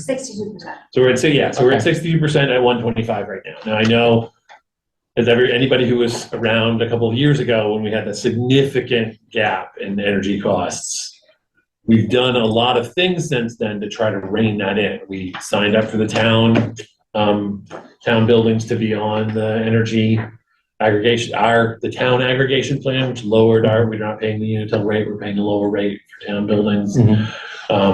And we increased that line to try to more accurately reflect what the costs are going to be. So 125,000, you know, 130,000 would probably be, we're not going to have a level funded, I guess we are on electricity level funded for 3 years. So If we have a cold year next year. if we have a cold year next year, that 125 probably isn't going to cut it. The question is, do we over budget it now in the anticipation of a cold year and increase our general fund budget, or do we level fund it in the hopes that it's level funded, that we budgeted accurately for FY24 and hope that it survives to FY25? Right. And in my mind, another piece of this could be the capital plan, the item for replacing lights. It could be a savings to come in. It depends on how quick we implement. Sure. That piece Hopefully of it'll it. be on the next round with the green communities. We can target the senior library. Well, this is a separate thing that they brought forward now, which is a proposal to do a capital cost to change all the lights in all the buildings to LEDs immediately. And I think there's some other savings. Yeah, so there's an expense with putting in the lights, but then there's a cost savings to energy by kilowatt hour, and they pay themselves, the money gets paid back, depends on the facility, either 2.5 to 4.6 years. So on average, it's a 3.5 year payback for energy costs.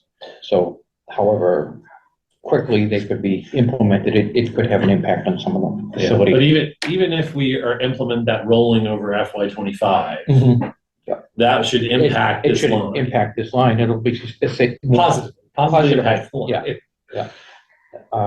Just as an FYI, that program though, if we do fund it, it has to be implemented by the end of 25. It's not a rollover. So just an FYI.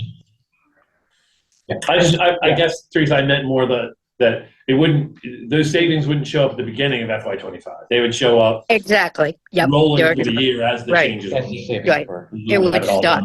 July 1. Yep. Yeah. Correct. Okay. I mean, it's. I like being conservative, which would increase it, but it's money that could be there.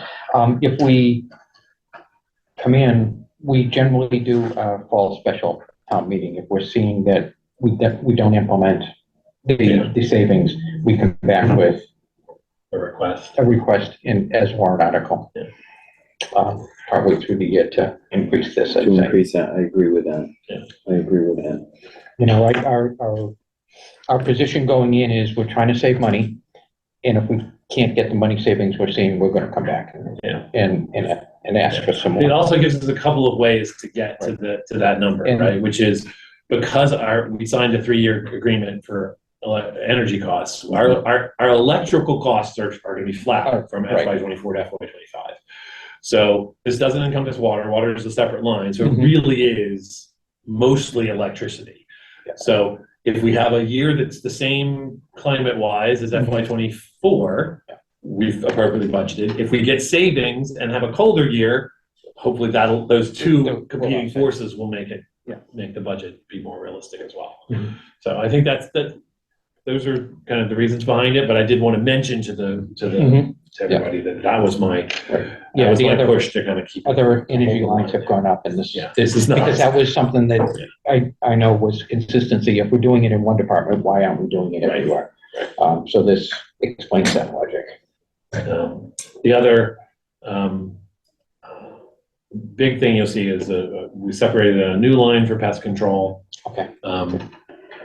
Those costs are significant for all the buildings that we have, but that line would fund the pest control contracts that we have across the buildings. Is that enough? Well, we could cut back on that by going quarterly in the next contract round with the pest control company. That would save a significant amount. If the baiting is done correctly, we don't need monthly. We could go quarterly and we do some good sprayings to the exterior of the building to keep the hornets and the bees down. But this allows us to kind of track that cost in a separate line and Okay, no, understood. I think if I How understand often this do year, they come it's in? about 8,000. Monthly, yeah. So, yeah, so if we wanted to maintain kind of level service and not say switch at least one or more of the buildings to quarterly, we probably need to fund that around $8,000. This estimates that we're going to say, not every building needs all of what you're doing. Maybe we do need to have monthly at the senior center library because of the volume there. But does the police station need to have monthly pest control? Maybe. We need to kind of evaluate. Is that something that we're going to be looking at for the building assessment? I can talk to them about it. I'm not sure pest control falls. They're really looking at internal systems and infrastructure as opposed to like maintenance, but I'll ask. I mean, pest control is one of those things. Is that maintenance or is it not? I can ask. Just to get an idea. Yeah, I can certainly ask them. If that's one of the things that was in there, bailiwick. So does anybody have any questions about any of the lines? I'll just bring it up because we're in the process. We had a lot of failures this year of equipment and things, and we can't anticipate it. So the repair and maintenance of the building is going up, but we're level funding equipment. Yeah, and I think that's so. The building actually includes the building infrastructure. Okay, In that, so like that's why that one's going up because of that.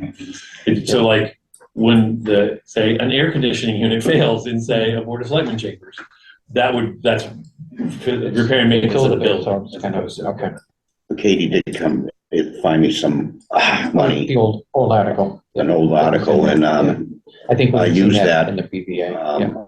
I think I spent about 80% of that putting in new mini split units with heat pumps in various parts of this building, but there's still more to be covered.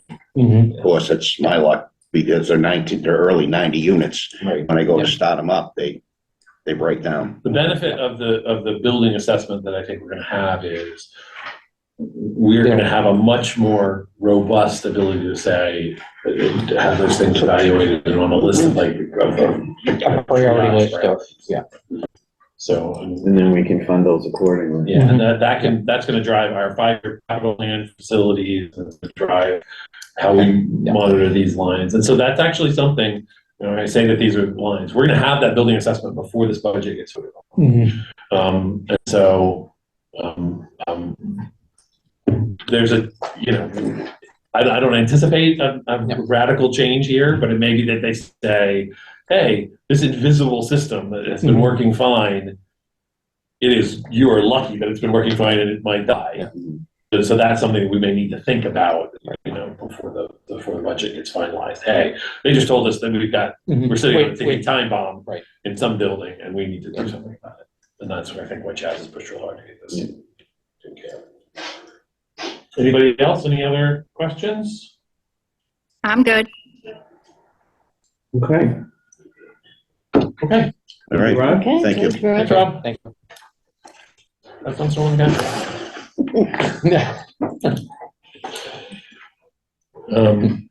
All right, so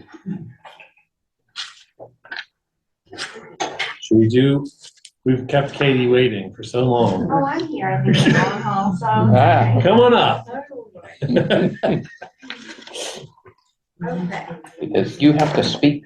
The first time she's on the hot seat. I know, yeah. What did this whole thing last year? I'm Luckily just you. the assistant. I know. So Well, I was I'm about to say, stepping into I won't. void here. You don't do it. Can I make a This is request for land use to go next, please, if I'm not cutting in front of anyone? Oh, Jess. I'm No, so not sorry. right now, I can- after Katie, that's fine, but, hello. Why don't we just do Jess? Go for Because it. Katie's in the No, building and I'm she's here. planning on sticking around. I'm here. Oh, well, now I feel rude, but It's okay, Jess. It's okay, Jess. Let's do land use. I'm sorry. You'll take a I'm Starbucks. sorry for interrupting, that was so rude. No, thank you for reminding me that you were there. Yeah, we can't Like, see you. I wasn't looking at the Zoom, people are on Zoom, and so I just kind of missed it. Yeah, that's a, You have your assistant with you too, I Jess. do, yes, the land use department assistant, snacking away. future land use department.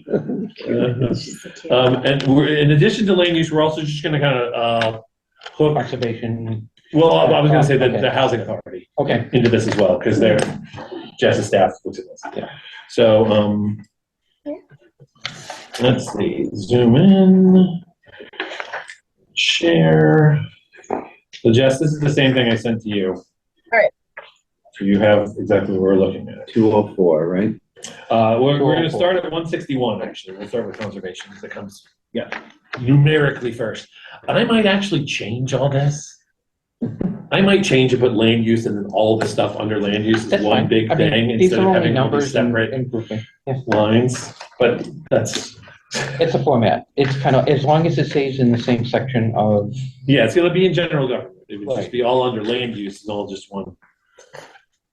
okay, yeah. But I haven't done it because of this, because I don't, people would be confused about where things go. Yeah, Anyway, so if you look at the top, conservation section, anybody who looked at an earlier version of this would have seen that there was a request that came in from conservation for $8,000 to add to their supplies and material, or either maybe professional services line.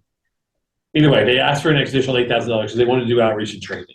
So I let them know that I think that would be a more appropriate request for a special time meeting warrant article, so that they could have some money and then they could use it. If they don't spend it all, it rolls over. And maybe 8,000 might be a little more than they needed. Maybe 5,000 was more reasonable. yeah. So we're going to deal with that as a special time meeting warrant article. So you can see for conservation, the only change is there is an increase in the conservation agent. It actually, because of the changes that happened last year when Matt left us and we got Autumn on, it actually reduced the salary and wages by a little bit. And so the increase looks like a small increase because she's just catching up to where Matt was. The clothing allowances per the contract. And then the big change to the expense line here is a little bit extra mileage money, and then the dues and memberships for a little bit more training. We had an extra $500 in there to be able to do some training. So that's the conservation line. Okay, so it says dues and membership, and you just mentioned training? Yeah, so we're gonna change that to dues and membership. I would just add training as one of the caveats for that line. Okay. Every other department has a training line, and we can. Sure, if you'd like me to pull it as a separate line. I think a separate line. Be more. Okay, we can do I that. think one of the points of that too, to what Eric was saying, our dues and our memberships for ConsCom, there's the Massachusetts Association of Conservation Commissioners, and the annual membership due to them is just shy of $500. So before the fiscal year even starts on the calendar, we've already used up that budget to pay for that due. So this would ideally also give the commission a little bit of flexibility to potentially join another professional affiliation. Yeah, understood. I did see that meeting online. And I was expecting it, but training is something I would like to see separate, but similar to like everything else, a stipend is separate, clothing is separate. We'll keep it, and then we can run it, and if we were looking for total training, we could see it across the board. Does anybody have any other questions about conservation? No? Okay. I included MRPC in here because they're a regional planning commission and technically, but that we don't have any control over the bill they send us. Right, yeah, they sent out the bills and. They just fire out the number and that's what it is. So our assessment went up this year a to little, yeah. 3390. So, then we've got the planning board. That is, in the personnel line, that's a contractual increase. As a part of the collective bargaining agreements. We added the planning board travel and mileage. This line had been reduced a few years ago in anticipation of the use of the town car. The land use department was the only department that regularly used the town car, and so several of their lines, you can see the travel stipends kind of bumped back up Since we're sold, yeah. since that town car has been sold. Yeah. I'm sorry, I'm in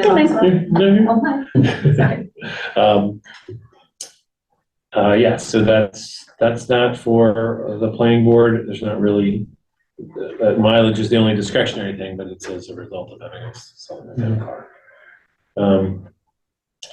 The zoning board of appeals, the only cost they carry is for staff, and that's collective bargaining. And then we got land use, and so there's several different things here in the land use department, or the land use section of Jess's department. So the line for FY24 that was carried in 205 was kind of carried based on Mike. So when we set up the budget, Mike was still here as the land use coordinator. And so when we changed that job, tweaked it, and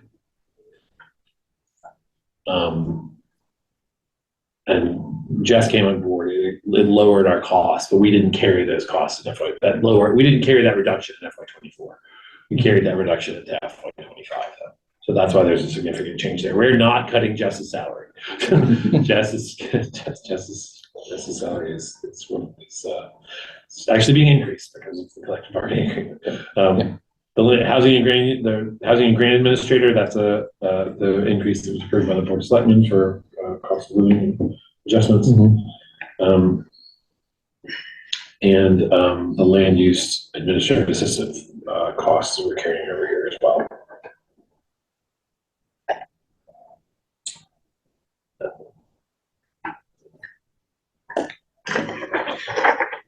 So down at the bottom, you see there's an increase in training. We created this training line last year. We're increasing the training line to 1,800.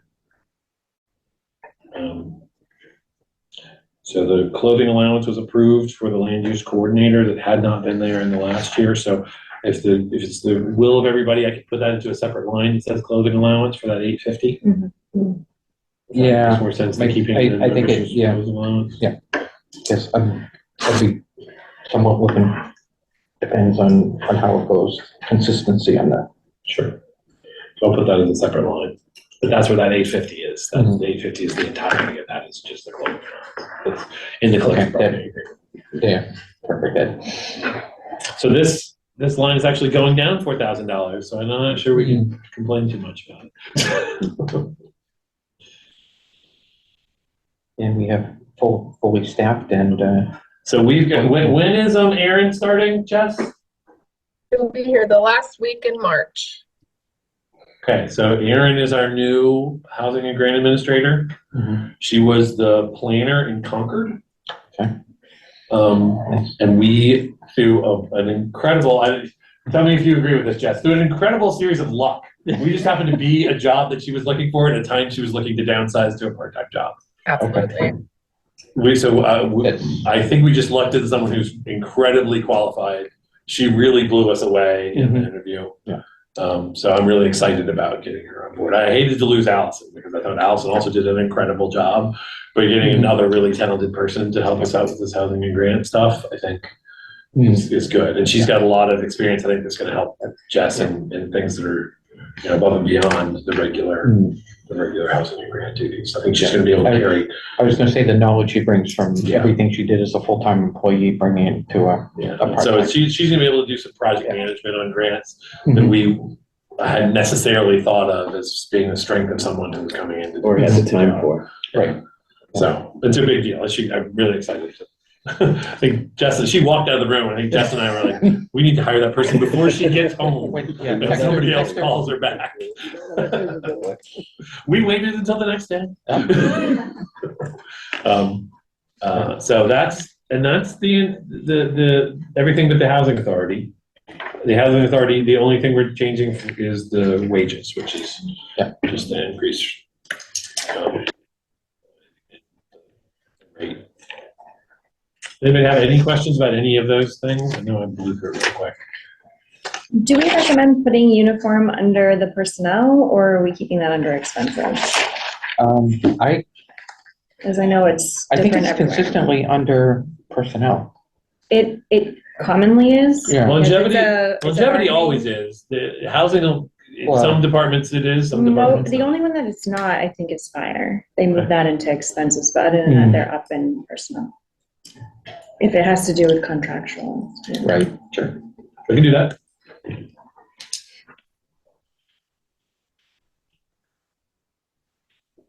And again, that gets to the account number that's assigned, puts it in a different section and all that, so. Okay. Anything else? Anyone? I see no hands. Everybody has holding their peace. Thank you, Jess. Awesome. Thanks, everybody. Have a great day. Thank you. You too. All right, so we still have we have 6 minutes to go through the rest of general government. So let's see. Pick a number, any number. We can do. I think we're not doing the treasurer. The treasurer is later. Yeah. We low funded FinCom, so I don't think we need to do a separate thing, but let's do accounting because Katie has been very patient. Oh.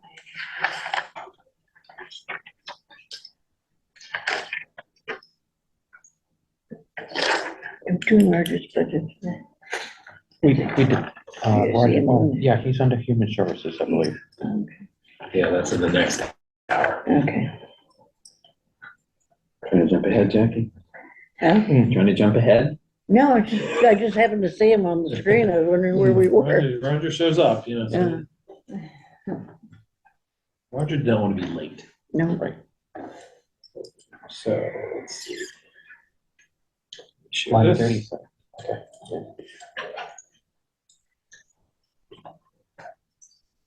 So this is the accounting budget.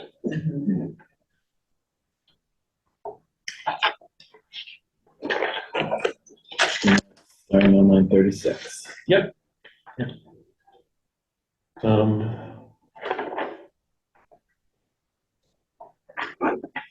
this is all.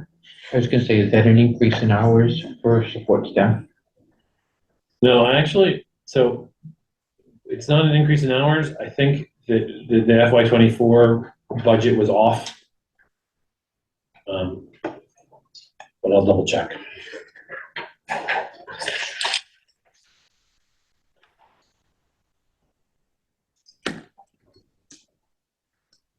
We maintain, so the stipend obviously is here.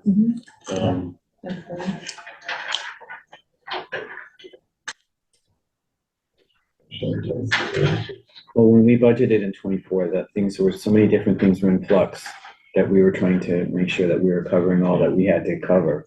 Because Lee was like covering more, and things like that. So this is more actual to what her hours are and have been. So that was a pressure on the support staff. The line 37 is contractual. And no changes in longevity for Lee this year. Down in professional and technical services, I think that was an estimate Yeah. that we are giving our Markham contract. So, and we've discussed, maybe it's time to go out and try to procure other services as our vendor accountant, town accountant. And so that's something that Katie and I have talked about, and so we'll bring it up with the board at the next meeting as to whether or not how the board feels about us doing it.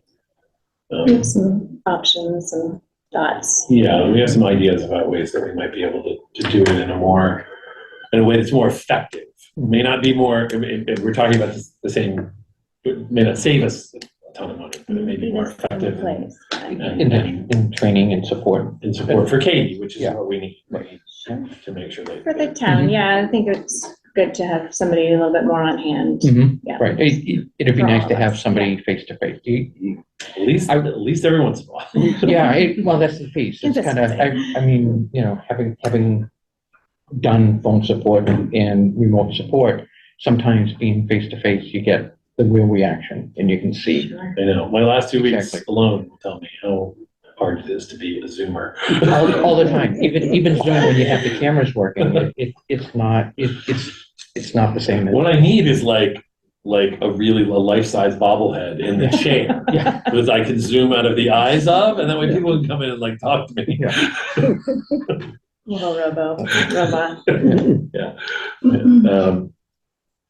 So those are the changes. I mean, we will definitely have a buckled down number on 43 before the budget gets finalized and put in the warrant. So that is an estimate, but I would imagine it's, we should be able to, I'm hopeful that the estimate we'll get in will be lower than that.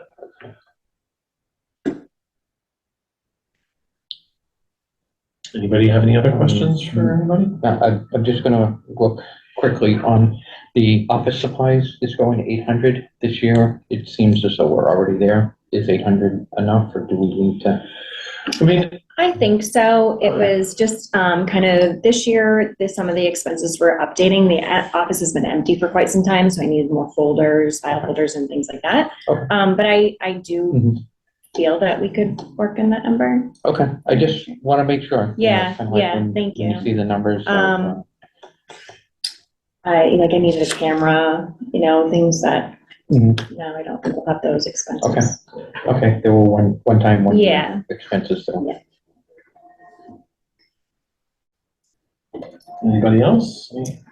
I want to say for the record, Katie is doing an exceptional job. Thank you. And anybody who thinks that office is easy has not been in the county. Come on in, sit for an hour. I expressed my Thank you. my very thanks much. in an email, but you are doing a wonderful job, and I Thank you. appreciate it, and I know the town appreciates it as well. Thank you. It's been it's definitely a learning curve, and I'm really excited about it. I enjoy it. I do, and everyone's so great to work with. So it's made it easy. It's a win-win. Yep. So that's it. We're at 11:01. We're finished with Katie. So I would leave it to the folks. Do you want the remainder? I think of the things that are in general government are things that there's not a department head that's going to be presenting them. I'm going to be the one presenting the Board of Selectmen line, and then the treasurers and the legal line and the MIS line. Yeah. Those things that I'll do, we can certainly do them now if you want, or we could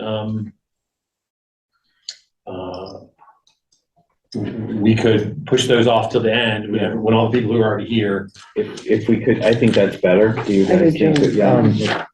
Yeah, Whoever's I here, know, as long as, we'll try to catch up on time. someone needs to leave at 12:30. Yeah. That's right. The rumor, that's the rumor. Yeah, and Not a rumor. and the 12 o'clock things are getting there. We'll probably take it past. Yeah.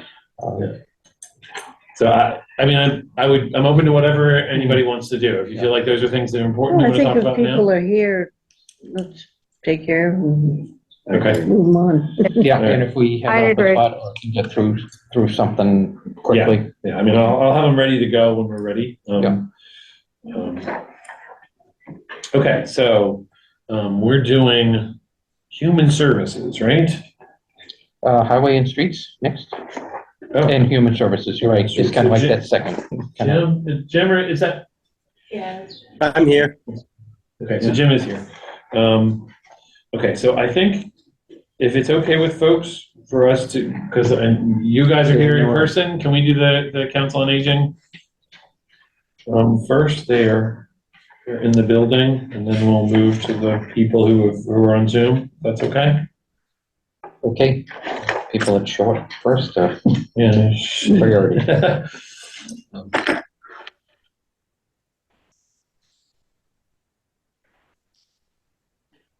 Hello.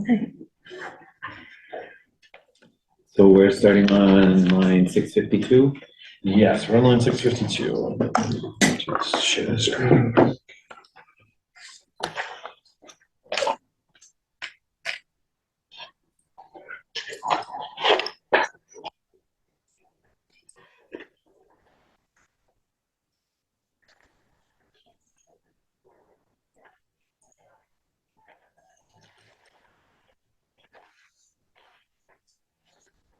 There's the COA budget.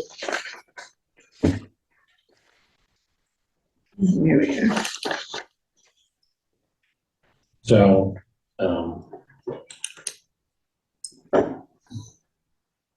I'll be completely blunt with folks. Elise and Greg have done a really good job of working through this transition that was presented to the Board of Selectmen in the fall before Karen left. There's a lot of moving parts and a lot of job changes and positional assignments being tweaked and funding sources being utilized. And so they actually are coming in with a budget that's, almost 22,000 or a little over $21,000 less than last year's council on aging budget. We are, that part of this budget is being supplemented by ARPA. So this is a department that we still are having ARPA funds supplement what would normally be general fund expenses. So other than that, it's, as you can see, there is a new training line here. One of the things we talked about was a bunch of departments putting in training lines. So that's it shows up here. That's the only significant increase on this budget. So the increase in longevity was contractual. And the change in the directors is not because Elise is taking a pay cut, but because it was, when the budget was created, it was based on Karen's salary. And so Elise is a new employee, a little bit less. So, anybody have any questions about this? The only question when you mention it, do you know the total that ARPA, are we gonna try in FY '26 to be putting all of it back in, and in what lines are we hitting? 28, right? Yeah, it's, the funding runs through 27, fiscal year 27. It does, but if, I understand how long it runs, but we've been trying, as we had fully funded positions in police and fire, they came into the budget this year fully, so we're looking to see when is it gonna be a 3-year transition into it, or 2.5? Because it runs out at the end of December 26, which is halfway through 27. So that's about when our funding will run out that we're using. So we're anticipating that we're gonna fund the people we're funding through ARPA right up until that time, which is, like I said, when the money runs out. And then the issue we have is that we're looking at 3 different people that are working there now, potentially retiring between now and then. So we do have a transition plan where we're able to absorb what's happening under ARPA now.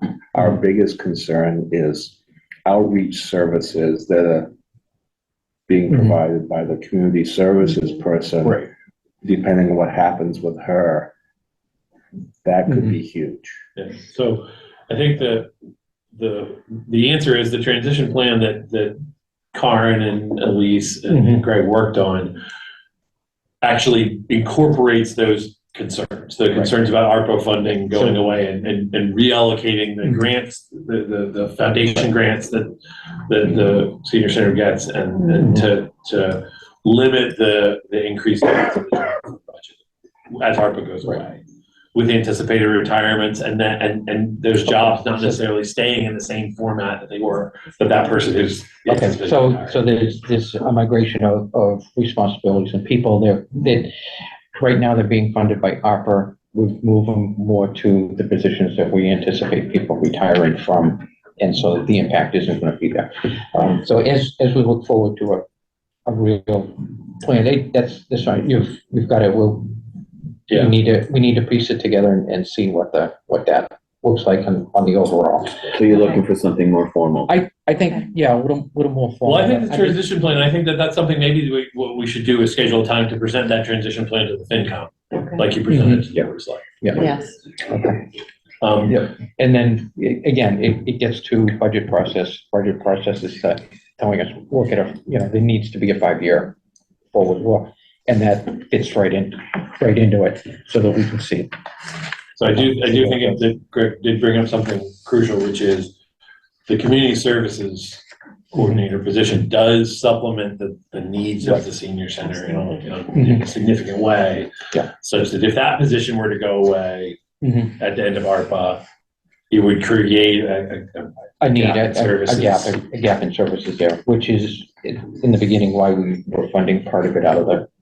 Right, but that also is helping other departments as well. It's not just the COA. So I think that's an integral part of what we're doing for outreach in general. So when we get to the selectmen's budget, same thing, 5-year, how do we integrate in? We've started, it was 10,000 last year, was coming from operating 20,000 for 25.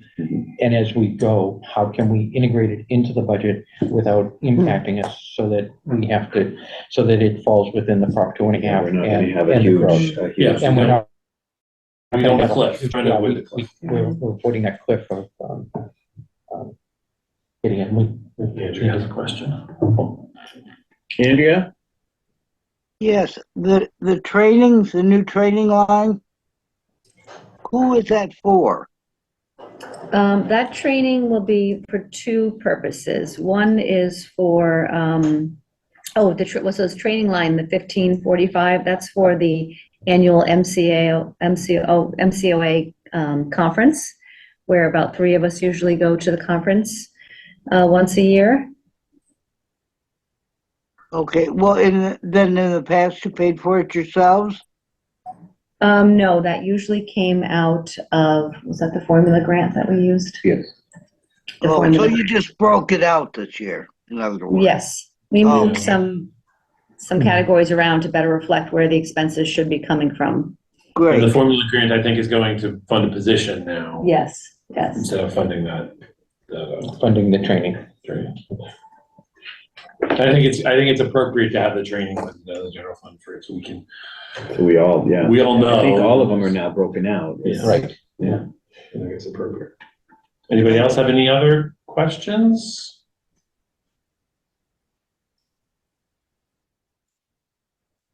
All right. Okay, Thank you. Thank you very much. Thank you. Shout out to Katie, because she's done an awesome job educating us in what we're doing here. And You guys are wonderful. They're all a team here. We're a team. It's a team effort. Team Townsend. Yeah. Team Townsend, all right. Get some t-shirts. Okay, thank you very much. Thank you. Nice to meet you. Yeah, nice to meet you too. Oh, yeah, I apologize. Yeah. This is Elise's first budget summit. Elise Johnson is Yes. it's been 6 months now? Not quite, 3, almost 4. Yeah, 4 months. Seems like a year, I bet. I know. And Greg has been a tremendous help with me learning this, because I also have a learning curve. and Katie as well. They've been very patient. We're all a So, team. thank you. Yes. And Sabrina. Yeah. Yes. So thank you. Thank you.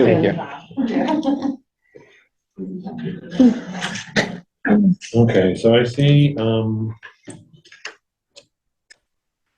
think, well, I don't remember who came first, so I don't. Okay, what number comes first? That's who's going next. All right. I thought Roger first. I think so, yeah. Well, I think highway comes before all of them. Yeah. Maybe we And should Jim's on, so let's go to highway. do highway. Okay. All right, Jim, you're up. We're gonna do highway. Good morning. Hi, Jim. Good morning. How's everybody? Good. Good. How are you doing? Not snowing. It's not snowing, it's not, there might be some ice, yeah. All right, so. Give me just a second.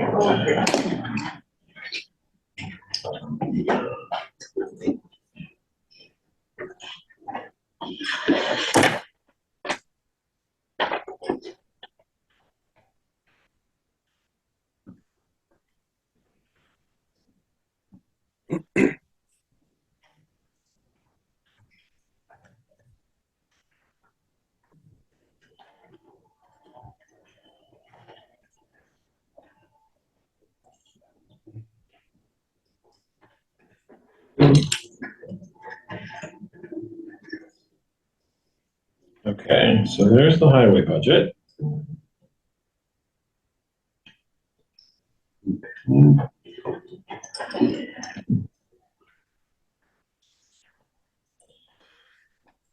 All right, so, the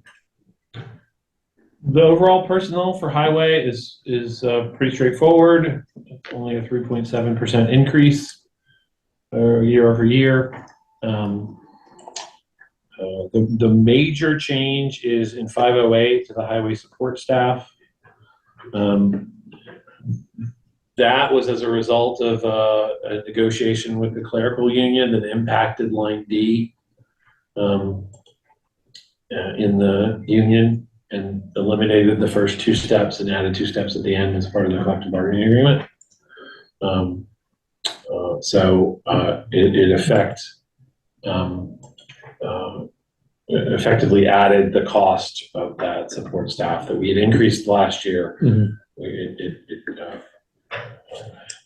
bumped that position a little bit, but we made up for that we had a couple of retirements and the longevity payments went down. So that made up the bump in that. So this is pretty consistent, less than a 4% increase in salary wages. I think it's a good position to be in.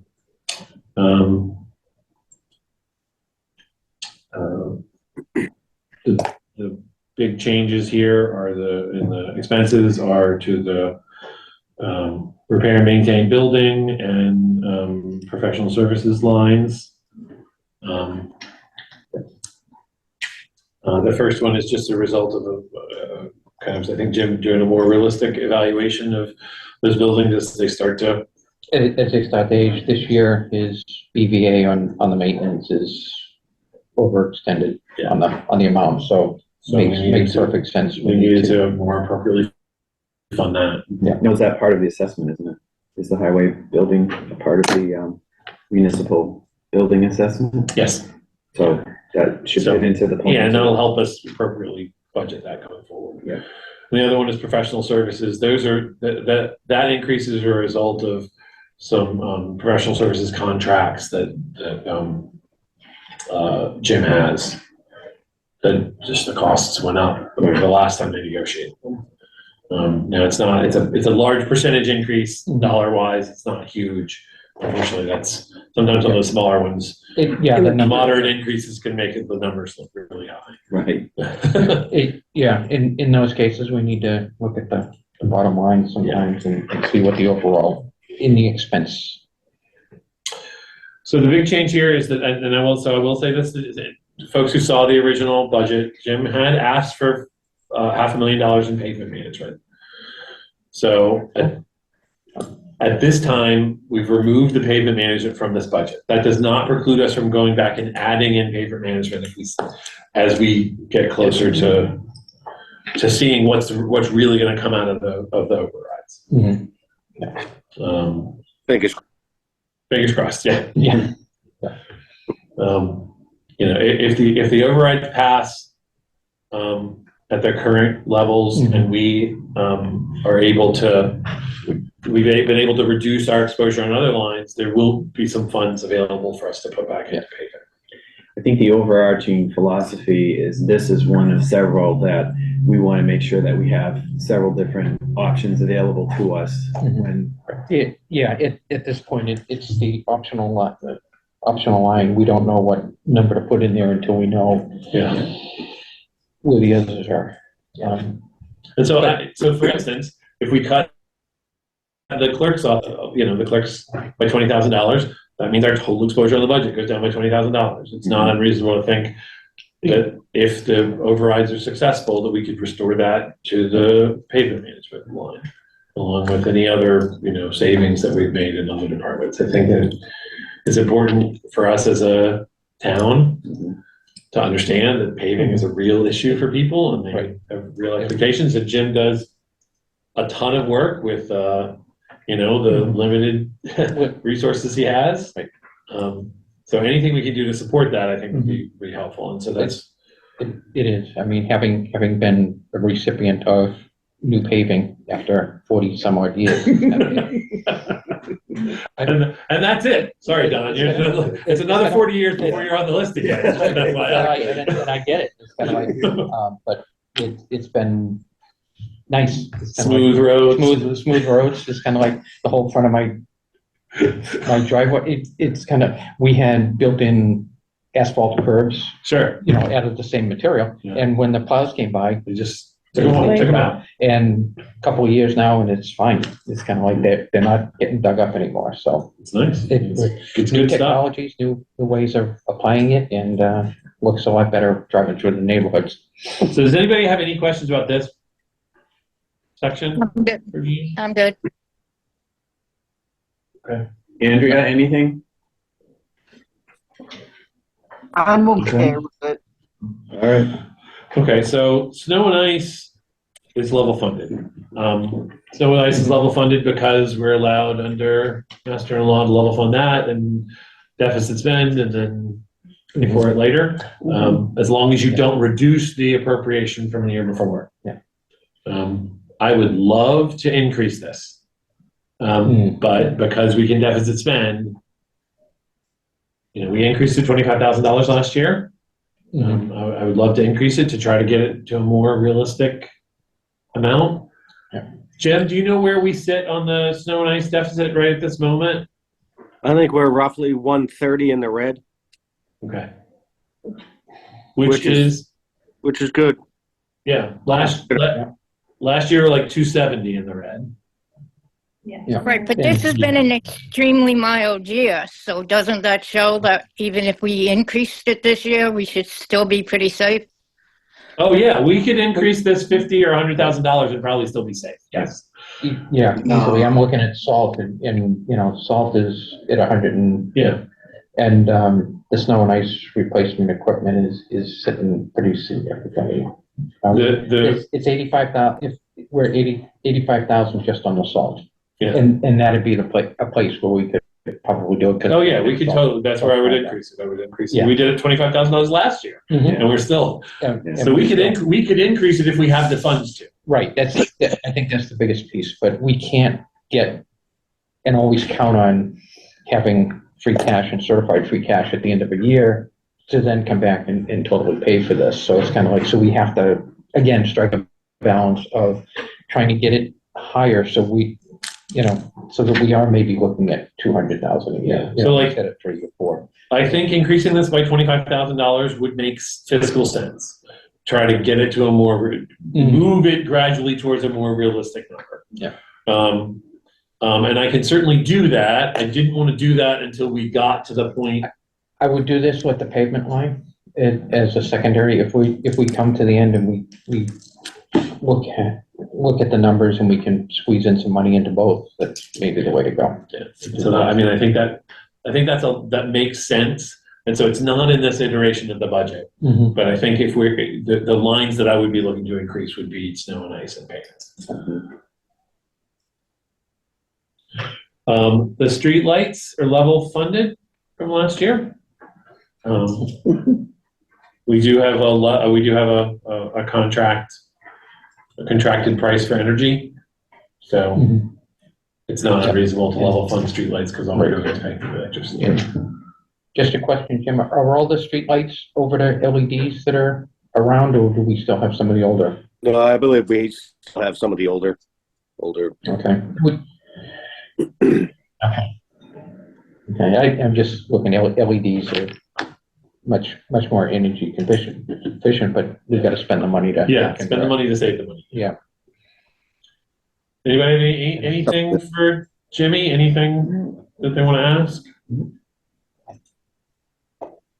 Just thanks for doing a good job that you do, Jim. Yeah. Thank you, Jimmy. No, I'm Doing good. a great job. It's really helping the town out in more ways than it's easy to say in one meeting. It is, yeah. Thank you, Jimmy. You folks have a good day. Take care. All right, All right, have a you good too.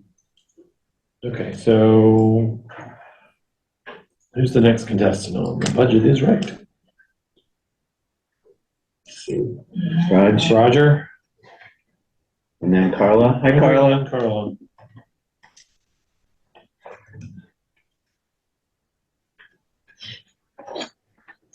There's.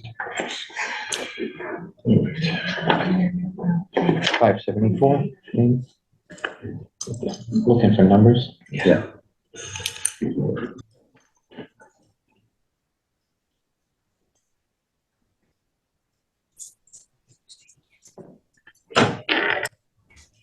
Hello, Carla.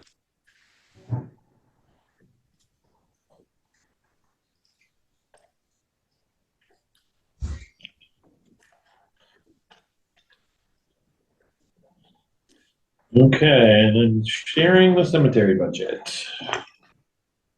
74. Yep.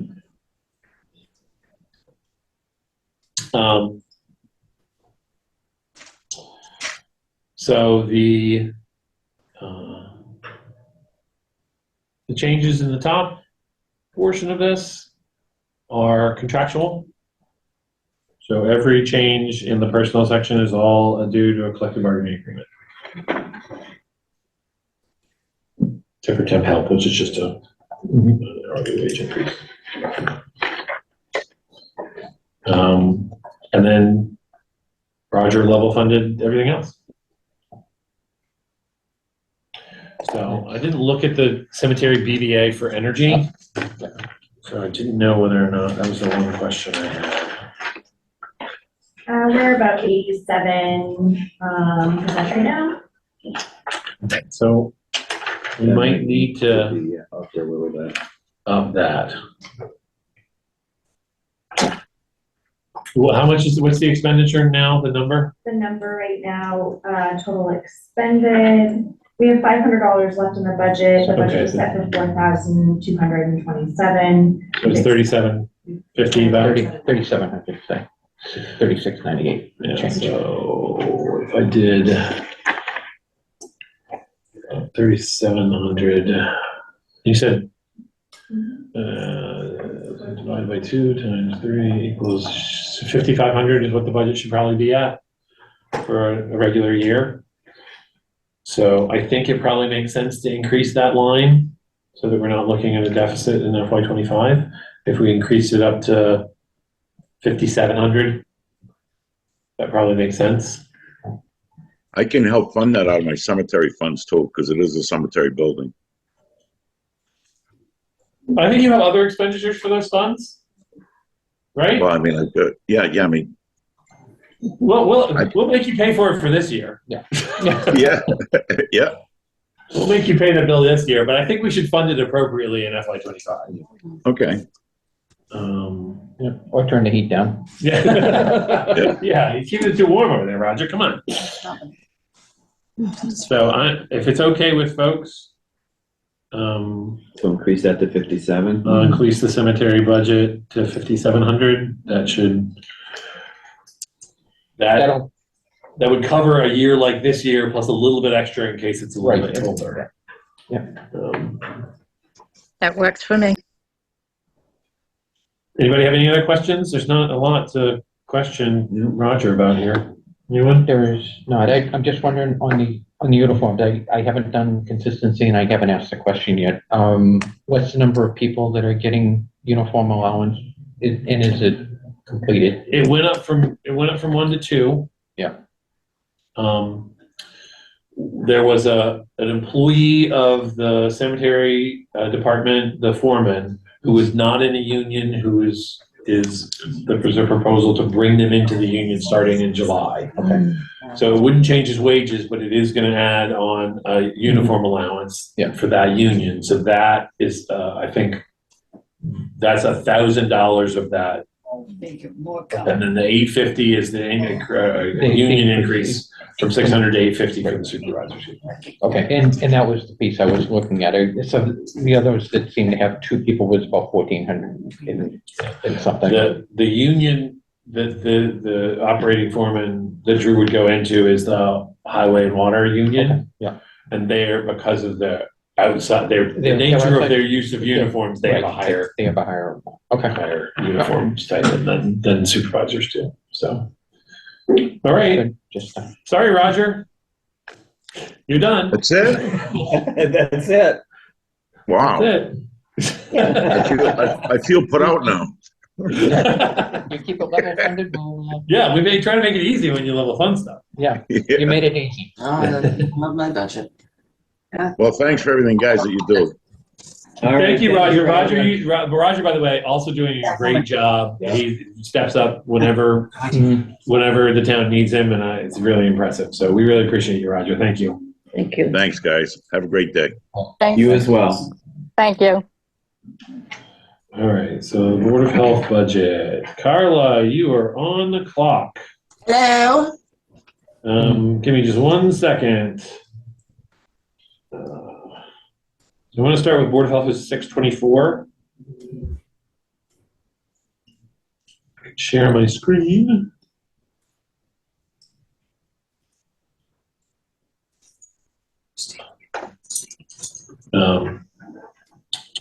Yeah, so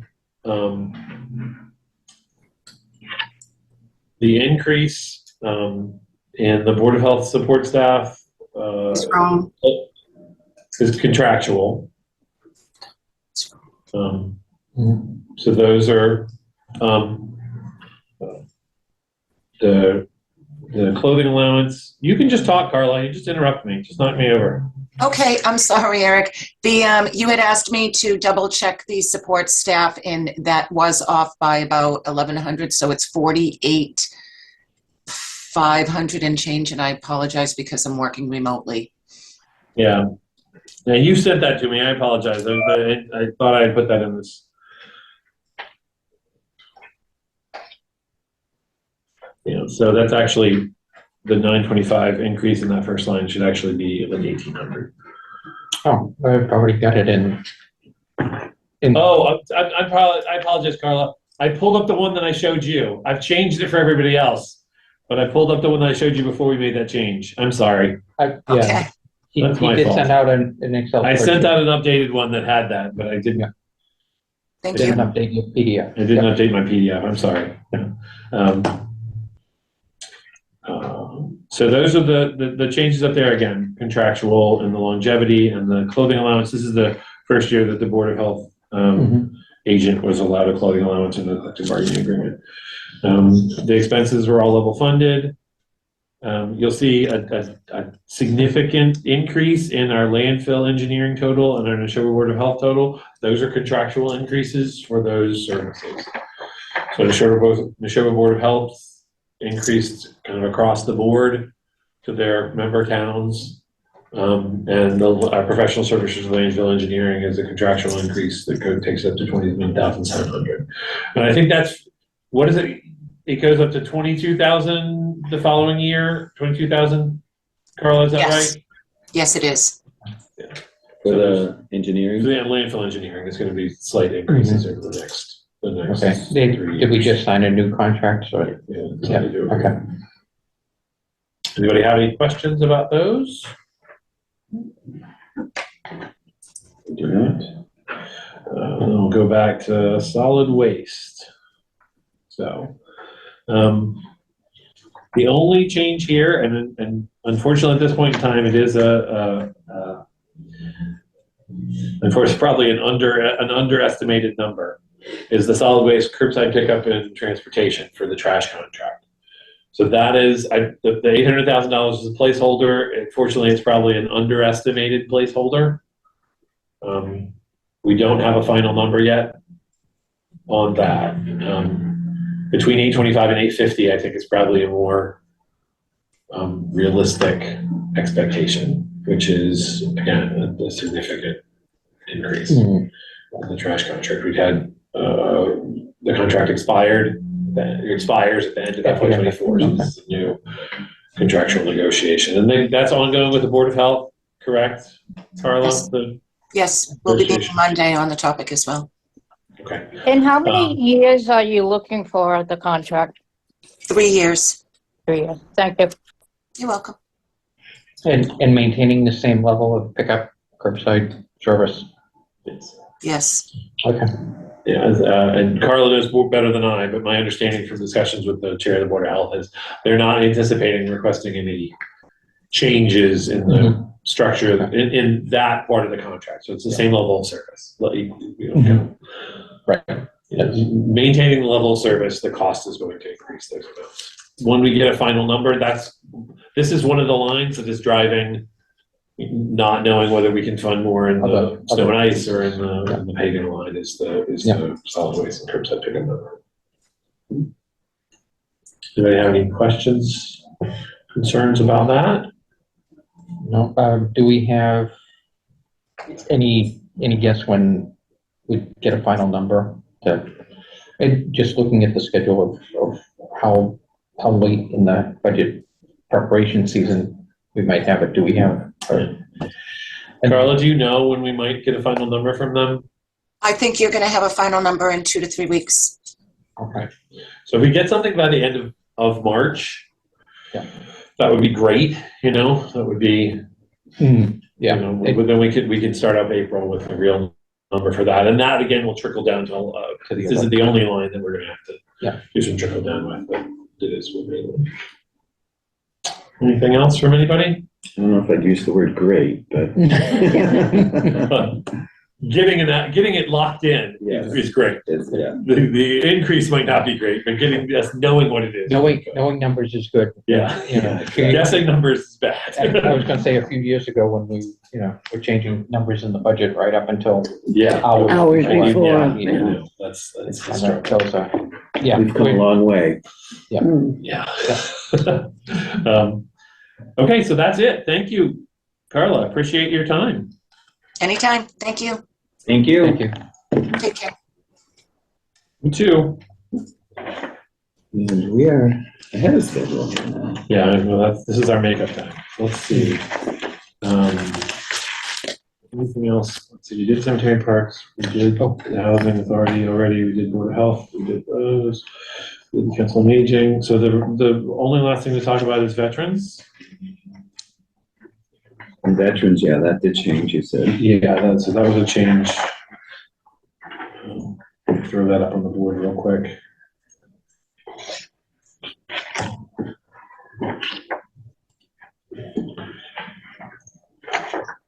This is.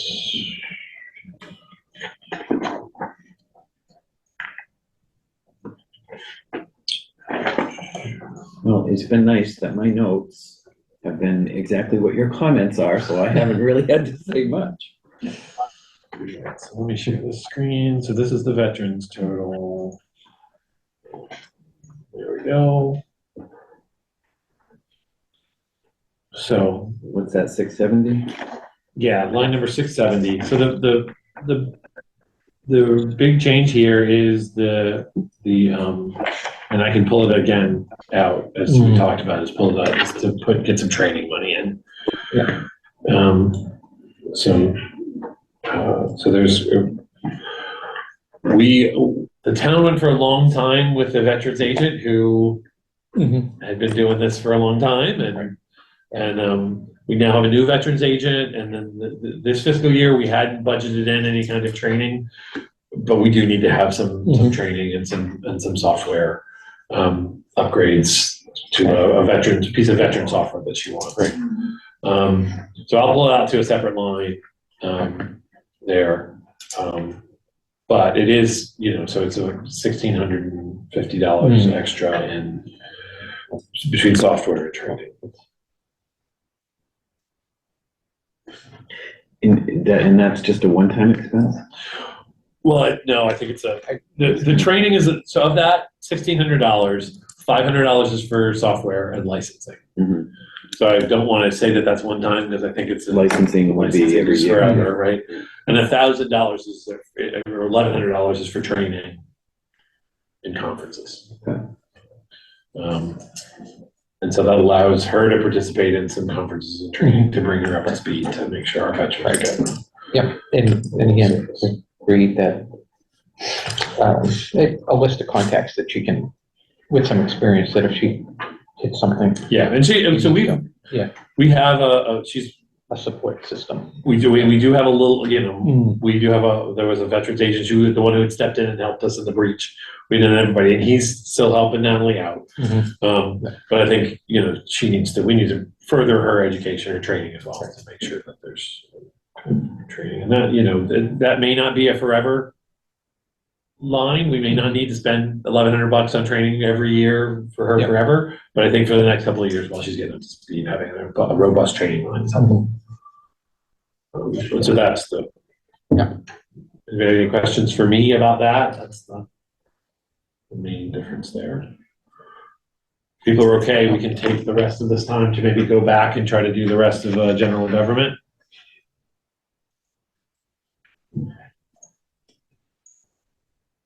Okay. Eric, Yes, ma'am. I have one question on the Yes, stipend, not the veterans agents one in particular, but all the stipends. Yes. The increase, is that figured on the matrix, or they just figure a reasonable increase? It's a percentage increase, generally speaking. Okay. Yeah, the stipended positions are not on the matrix. No, I didn't think so, and I just wondered how we arrived at them. That was all. Yeah. No, typically speaking, we do the same thing for well, I don't want to say same thing, but we look at what the Board of Selectmen has authorized for collective bargaining agreements and for non-union employees, and up the stipends that amount, that percentage. Thank you. Sure. So we're looking at.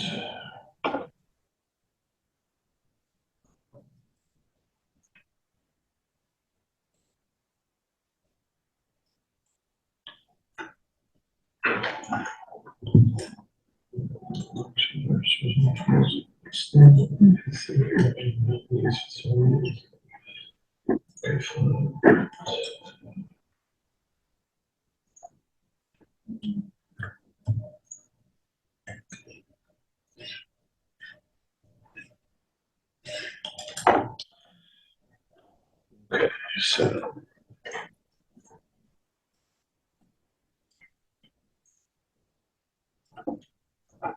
Sorry about this. Multiple sections here.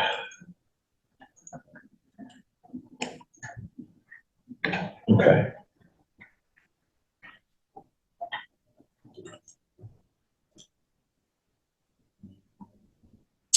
Okay, so starting with the Board of Selectmen budget. The increases to the salary and wages are either voted on by the Board of Selectmen or contractual. As you can see in the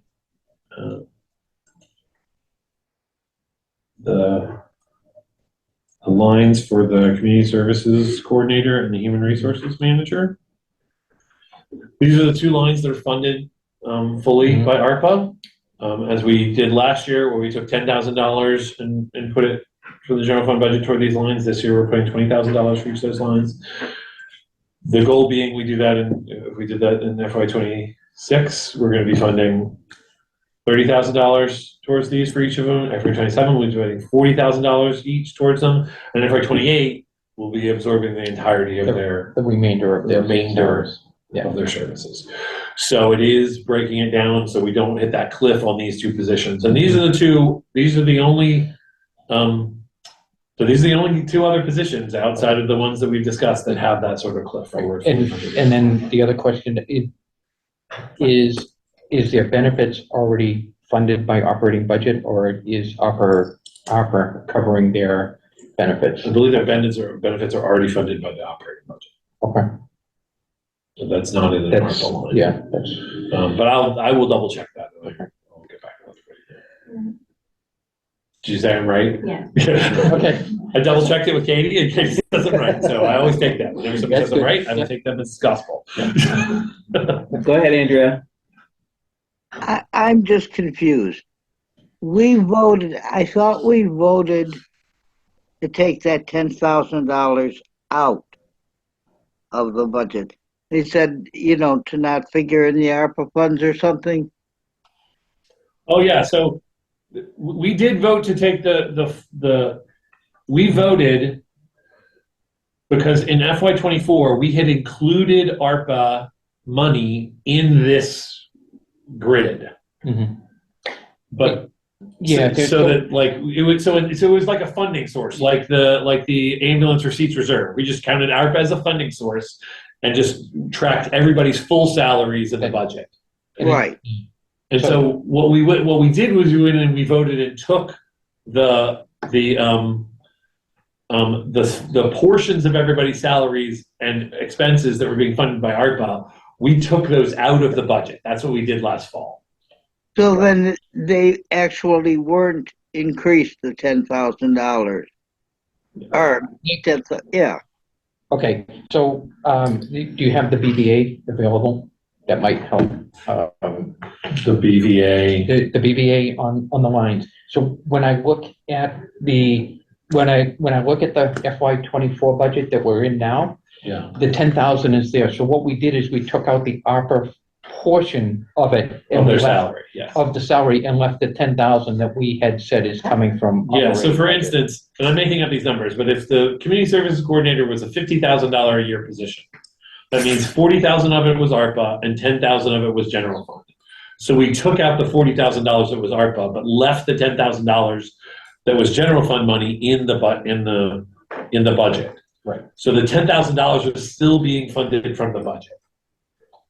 Okay. So that money, if you look at the BVA that I think everybody have, you look at their lines, both of those lines still have $10,000 on them. In them, right? Because that's the portion of their salaries that was being funded by the general fund. We only removed the portion of their salaries that was being funded by our fund. All right, thank you. So Andrew, you're not wrong in that being confusing. That was incredibly confusing, and it was so that's why we're not doing it that way anymore. ARPA is its own separate world. This is a much cleaner way to do it, to show last year we funded them $10,000. This year we're funding them $20,000. And as we go along, if we're doing it right, the following year will be 30, the following year will be 40, and then it will be the next year we'll have their entire salaries in there, if that makes sense. One of the things that I think we're going to have to start looking at, because I know you don't have a final figure on healthcare as such yet.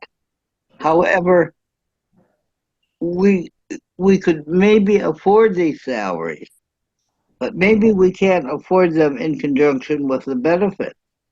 We've got to start looking at positions from their total cost, I think. Absolutely. No, I agree with you. When people talk to me about positions, that's how I evaluate. It's not just the salary and wages, but also what are our other benefits costing us as well. Thank you. I would have Logan at. So that's any other questions on the salary portion up here? I'm sorry. The expense lines? Yeah. The office supplies line is increased, that is paper toner. Mhm. And that's, as you can see from that line, it gets overexpended every year. We reduced the park and ride cost because that was being funded from our, the $19,000 that was in our MBTA assessment. But everything else we left level funded in the Boston Board of Selectmen. So, Andrea has a question. Go ahead, Andrea. Andrea always has a question, it seems.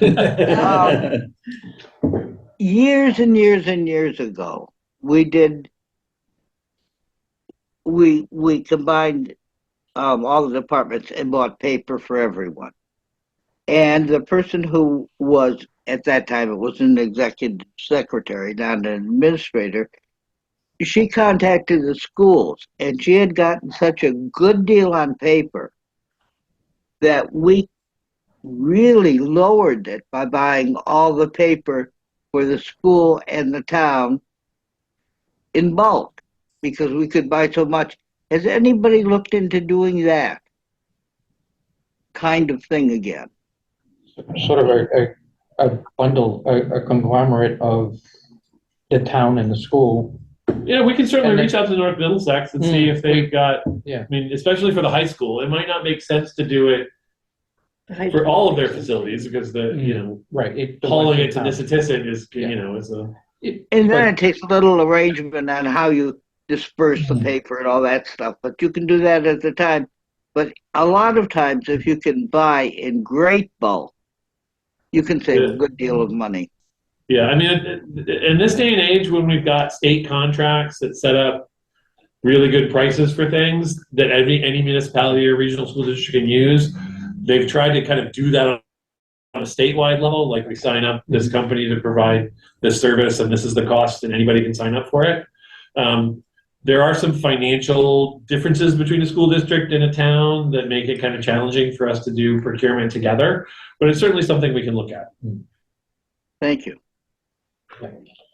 Anybody have any other questions about the Board of Selectmen lines? Can you just clarify to me and maybe others what the land transfer was for? Professional services for land transfer, that was a setup. It's for the properties committee. So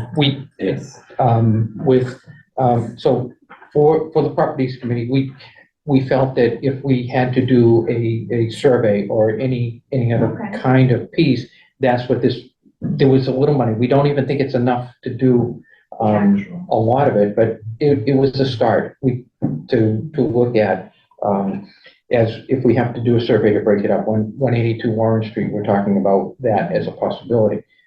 This was a piece of it, just so that, because every time we had something, whether it was to clean up or mow or any of those things, there was no place to go. You had to go find someplace to find the money. So we asked and requested last year that in the FY24 budget, we put it there. Yeah. We may be using it this year, and maybe it goes over in FY25, and we do the survey in 24 and use the money and the A&R in 25 and do that, depending on what We used it also when we had to do a safety board up on one of the properties too. didn't we? Yes, 182 Warren. It was 182 Warren, as a matter of fact. Yeah.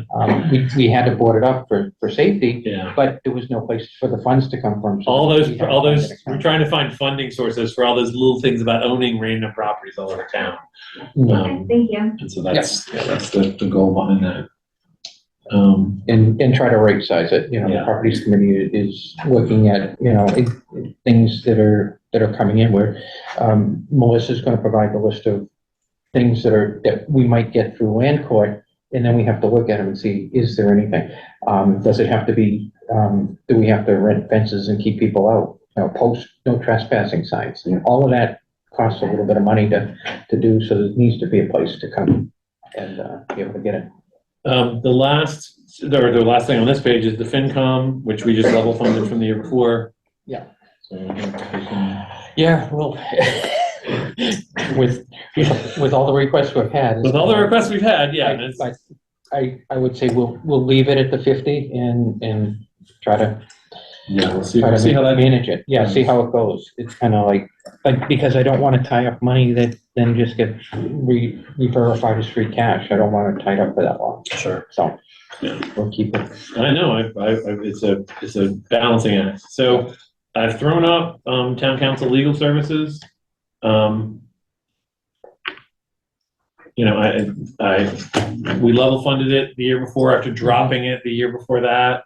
So I just, you know, in an effort, to be conservative, I put it in there. We are below budget. Yeah. Right now, knock on wood. But a lot of activity coming up between the warrant articles and things. Well, we only get billed separately for litigation. Okay. So as long as, you know, we're on a fixed contract except for litigation, and labor. So labor issues and litigation are things that increase this line. So right now we're at less than 50,000 spent so far. I'm sorry, less than 50% spent. This is just being conservative and making sure that we're not gonna run out of money. Yeah, but we wanted to put it up to where it was before, Mhm. because we took it out last year. Right. Yeah. So we went a couple of years, a lower line, and it was fine. I just, you know. Just wanna be- And then, MIS.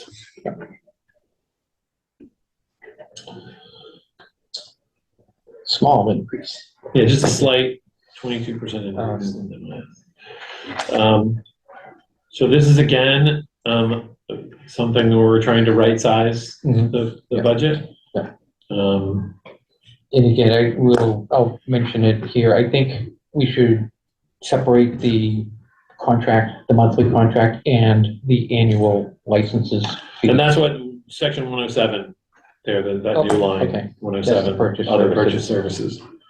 So there's another piece to this that I'll just throw out here, is that we are working with Guardian to have a better breakout, and we're working on a 3-year, 5-year plan so that you can see all the licenses, what all of the Katie's been working with Guardian to get those exact figures out so that we can then plan accordingly. Okay, I thought we were paying the Microsoft licenses up front on an annual basis. I've heard different things, so it's kind of like, are we paying monthly for the Microsoft licenses, or is there an annual upfront fee that we pay the licenses? I think the way it is, Guardian pays for it. Okay, upfront, and then we get a and then- monthly fee. and we get as part charged, of they the charge monthly. us for it. Yeah. Because Yeah, so this is, I'm not thrilled with the increase, but I think the increase is right sizing this amount. Yeah. In order to hire a single individual as a full-time person, it would cost us, you know, more than that purchased services line of 160,000. And we'd still have to pay for all the rest. You know, it's $30,000 for benefits. And if you think you can get somebody in here at $130,000 to do that tech stuff, I think you're fooling yourself. And then the benefit, yeah. And the benefits are 30 grand. So like, and then we'd have one person, and the minute that person's on vacation, we'd have to to hire a vendor. Like, and the minute that person has something that's not within their bailiwick of expertise, we'd have to hire an outside vendor. So that wouldn't even count for hiring for professional services for the person we're hiring. We wouldn't even have a professional services line for them. And with that, my understanding would be that they have multiple people, so if you have 2 tickets open at the same time, you've got 2 people that can work on it. They've got, I mean, they can work on multiple unique problems, where if you have a single IT person, they're only working on one thing. On one thing. Yeah, they have 24-hour monitoring of our system. Yeah, they have there's like an emergency services side where if it's system wide, they're on it 24/7. If it's something that somebody's having a VPN issue, that can wait until the following day. And again, those Yeah, things are yeah. things we'd have to still be paying a vendor for, even if we hired a body to be in a chair in the building. So while I realize that this is a significant increase, it really is, I think, right sizing it to what's appropriate for the expectations for a town this size. Correct. And then add in there's some extemporaneous projects that are going on that aren't funded by the town, that are, there's a wide area network, there's cabling that we're doing that are all grant funded, that are all, we have to coordinate different departments or different agencies. Like, for instance, TCAM is going to be, we have to work with them to get the Comcast. cabling, the Comcast, all of that kind of stuff. So The fiber vendor, there's a lot. There is a lot. So that's just, so that was that. Anybody have any questions about that one? I think that's it for general government. I think we're ready to move on. I think we are. Okay, just take it quick. We're gonna take maybe we take a quick break. 5 and then minutes. I did promise that we would take Stacy first. Sure, in this we'll next put section. Stacy on the hook first. I can't change my name here. That's my trivia name. I don't know why it won't change, but That's I okay. keep trying to change it. Don't worry about it. I could go out and come back in, but We'll just call you Pink Pugs for the entirety of the fantastic. discussion. All right, so We're gonna take a quick break, Stacy, and then we'll be right back. Yeah, we've been sitting in chairs for a couple hours, so. Okay, sounds good. Coffee up there, Sabrina? Is there coffee up there? No coffee, unfortunately. There's coffee upstairs, there's a Keurig upstairs, so you can get a cup real quick. Yeah, it's a bunch of. We'll let you use our employee Keurig. Wow.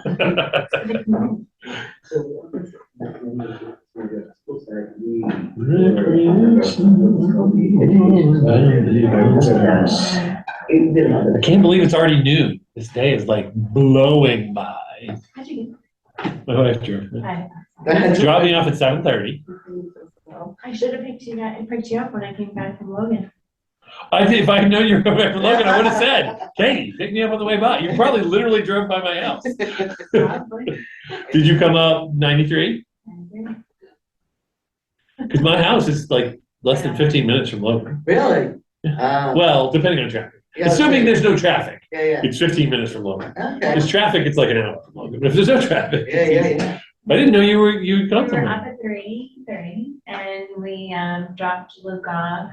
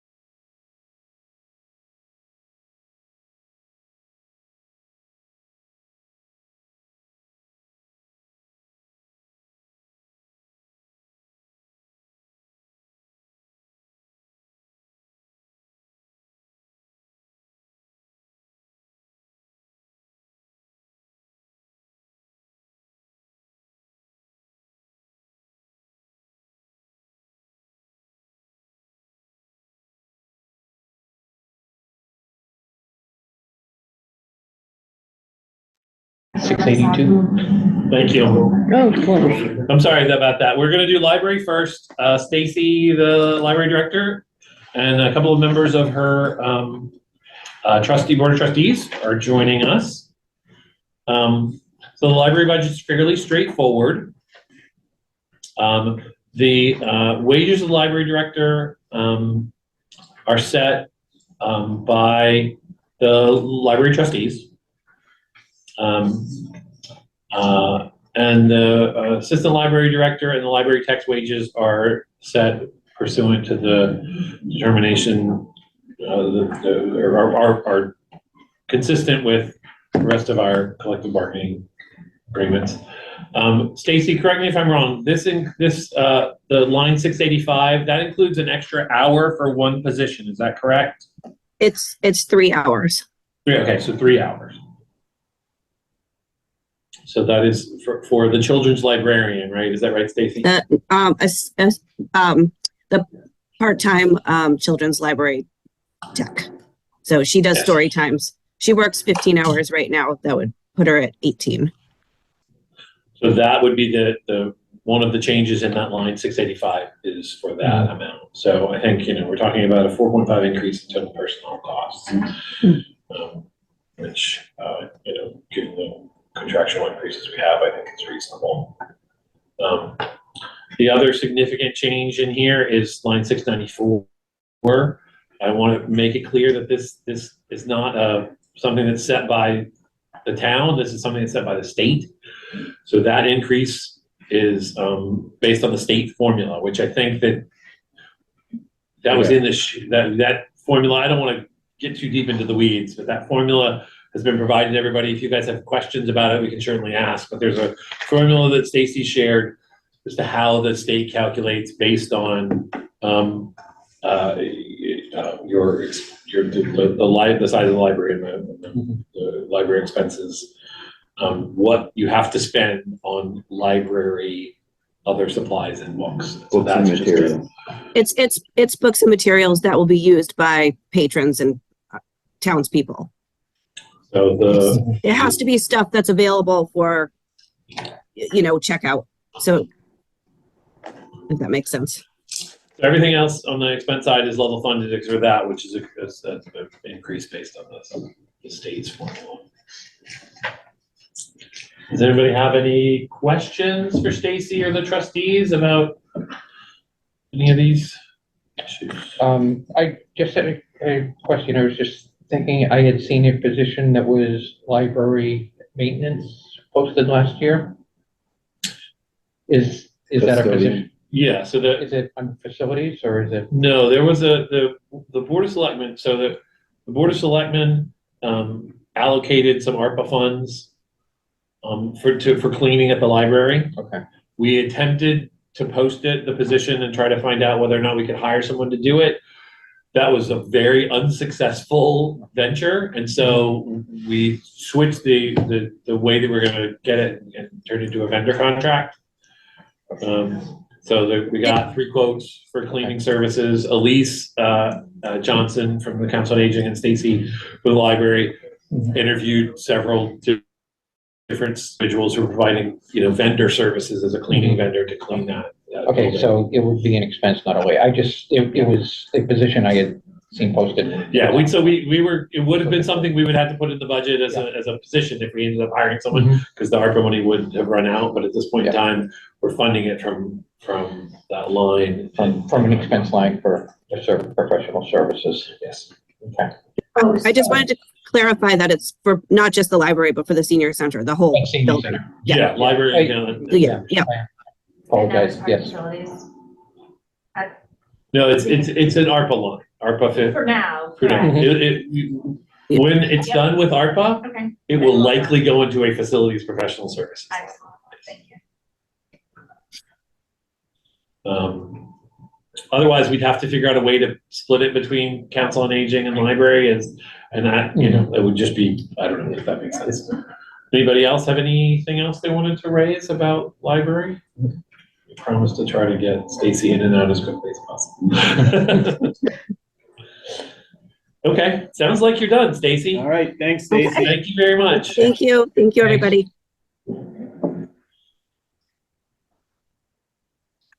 Okay, let's see.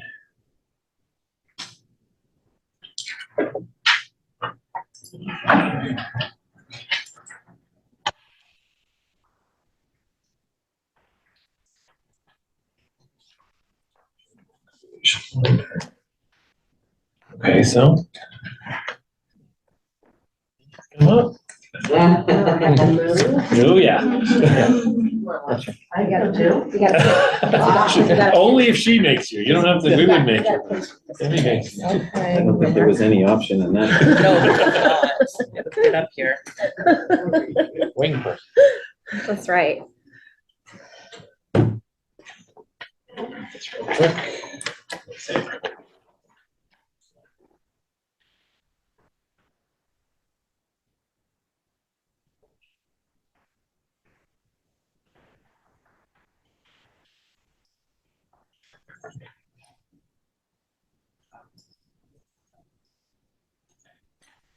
It is freezing in here. I'm sticking my Warming up fingers in now. between the legs. If I knew. Okay, so there's the recreation budget, I believe.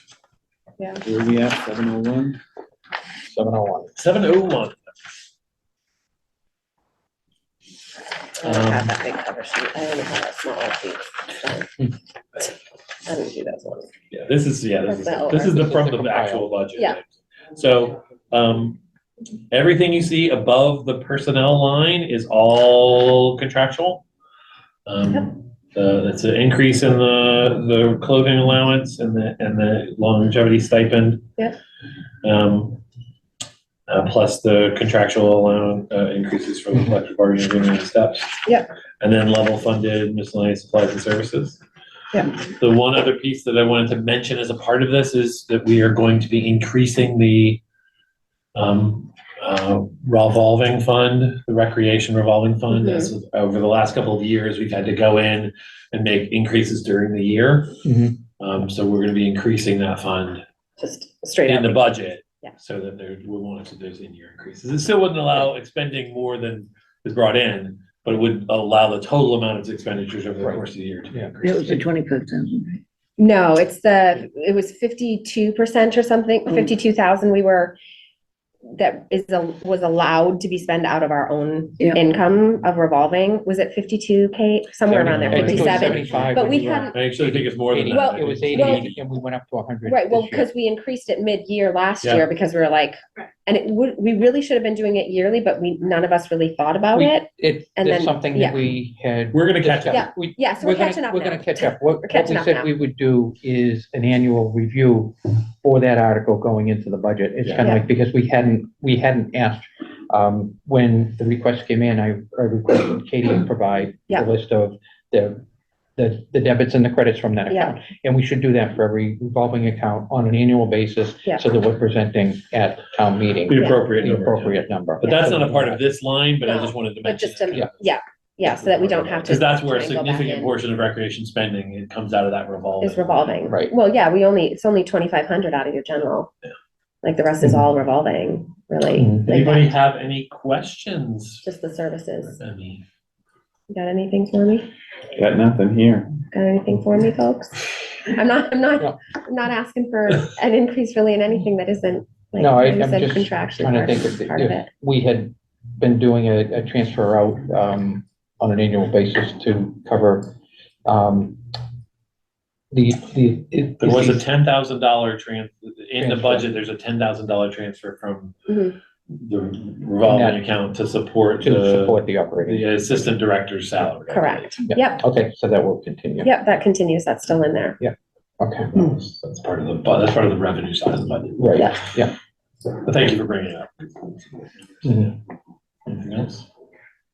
Okay. Thanks. That's all you need from me? Yeah, That's all. Golden. Now go for more. We can come in and level fund and do what we ask. I know. There's not a lot of Like there questions. wasn't, you No, know? you don't. No shenanigans this year. Can't say anything about next This year. year. Yeah. Can't say anything about next year, however. Okay. Let's see. That's recreation, I think. Good, thank you. Absolutely. Thanks, folks. I appreciate your time this morning. Thanks, Andy. Thank you. Thank you. Leader, yeah. Yeah. So there's likely to be some changes to, we're gonna have to do this kind of on the fly. I apologize. It was not in the document, but I don't want to avoid discussing it. The band.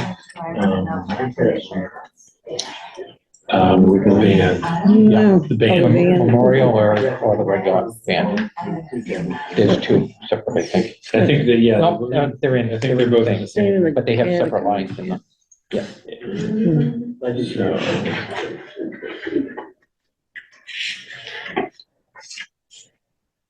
So the request is, so I haven't had a chance, unfortunately, Betty May and I haven't been able to get in touch with Betty May since I've been trapped at home. So just via email. Yeah. So, the current Memorial Day budget is a total of $20,369. That's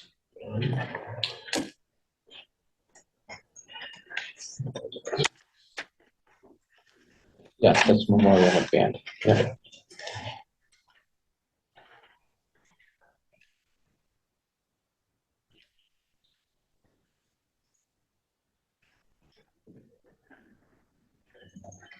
$20,000. so.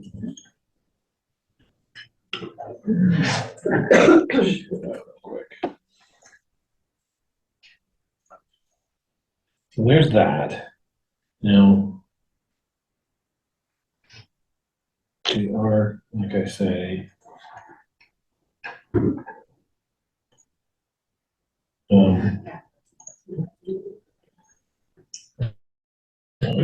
there's a request to increase the total band line.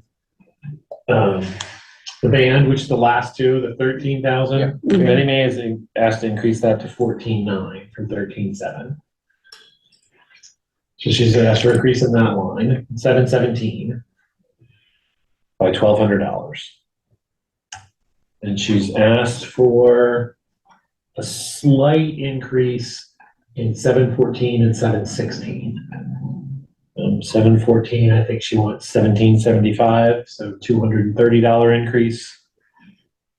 And 717, she wants 1330. So no, 716. I'm sorry, 716, 1330. Which would be 106. So those are the requests.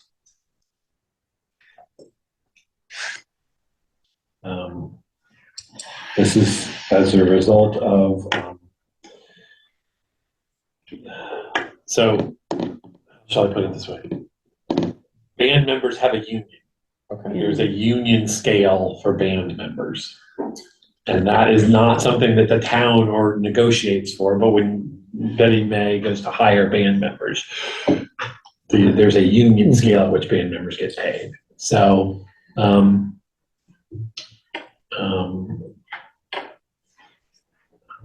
so that's the union position pay scale. And so fitting it into the FY25 band costs. Those are the changes. So I apologize for not having them in the screen, but that's my.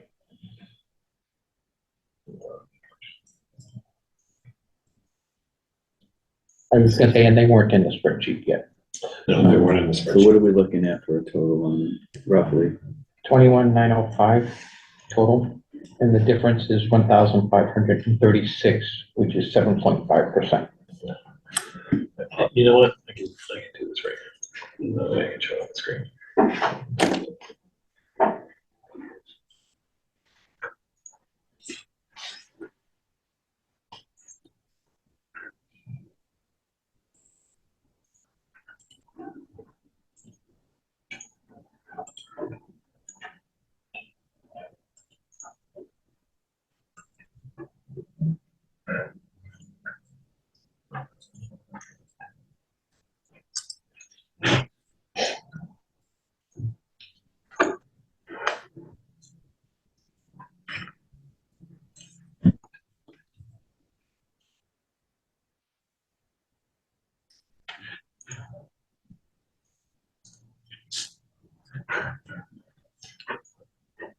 Okay, there's the updated spreadsheet.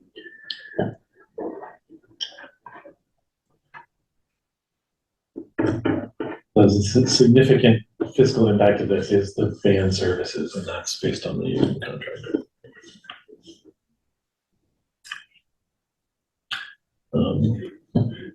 So, it's $1,500 extra total change for the totality of the van services. Now, And that's figuring a full schedule with no canceled contracts. correct. Yeah, it's and the police detail.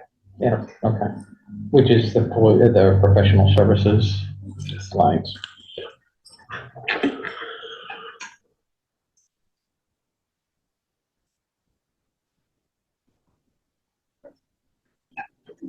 Any questions on that?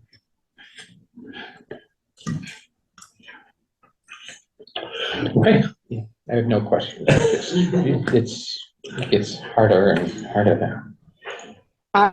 I'm good. All right. Well, now we're down to Melissa.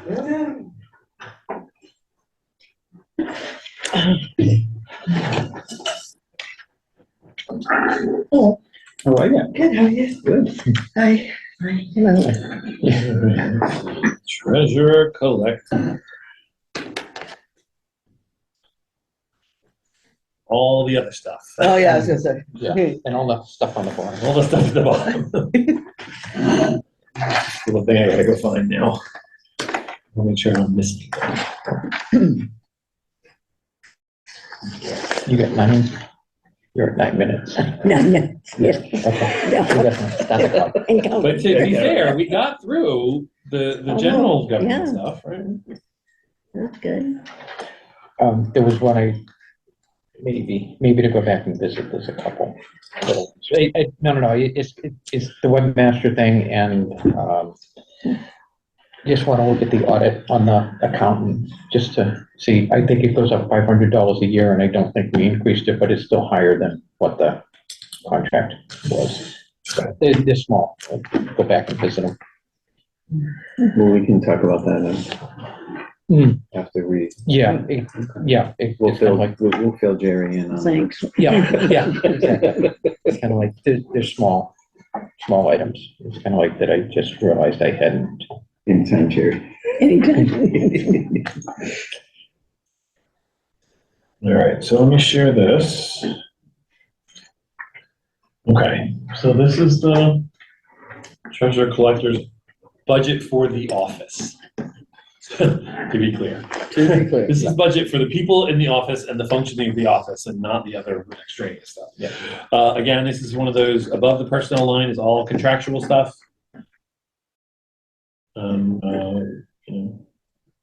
So changes in the collective bargaining agreement. The only change below in the expense line is the professional and technical services, and that is contractual, right?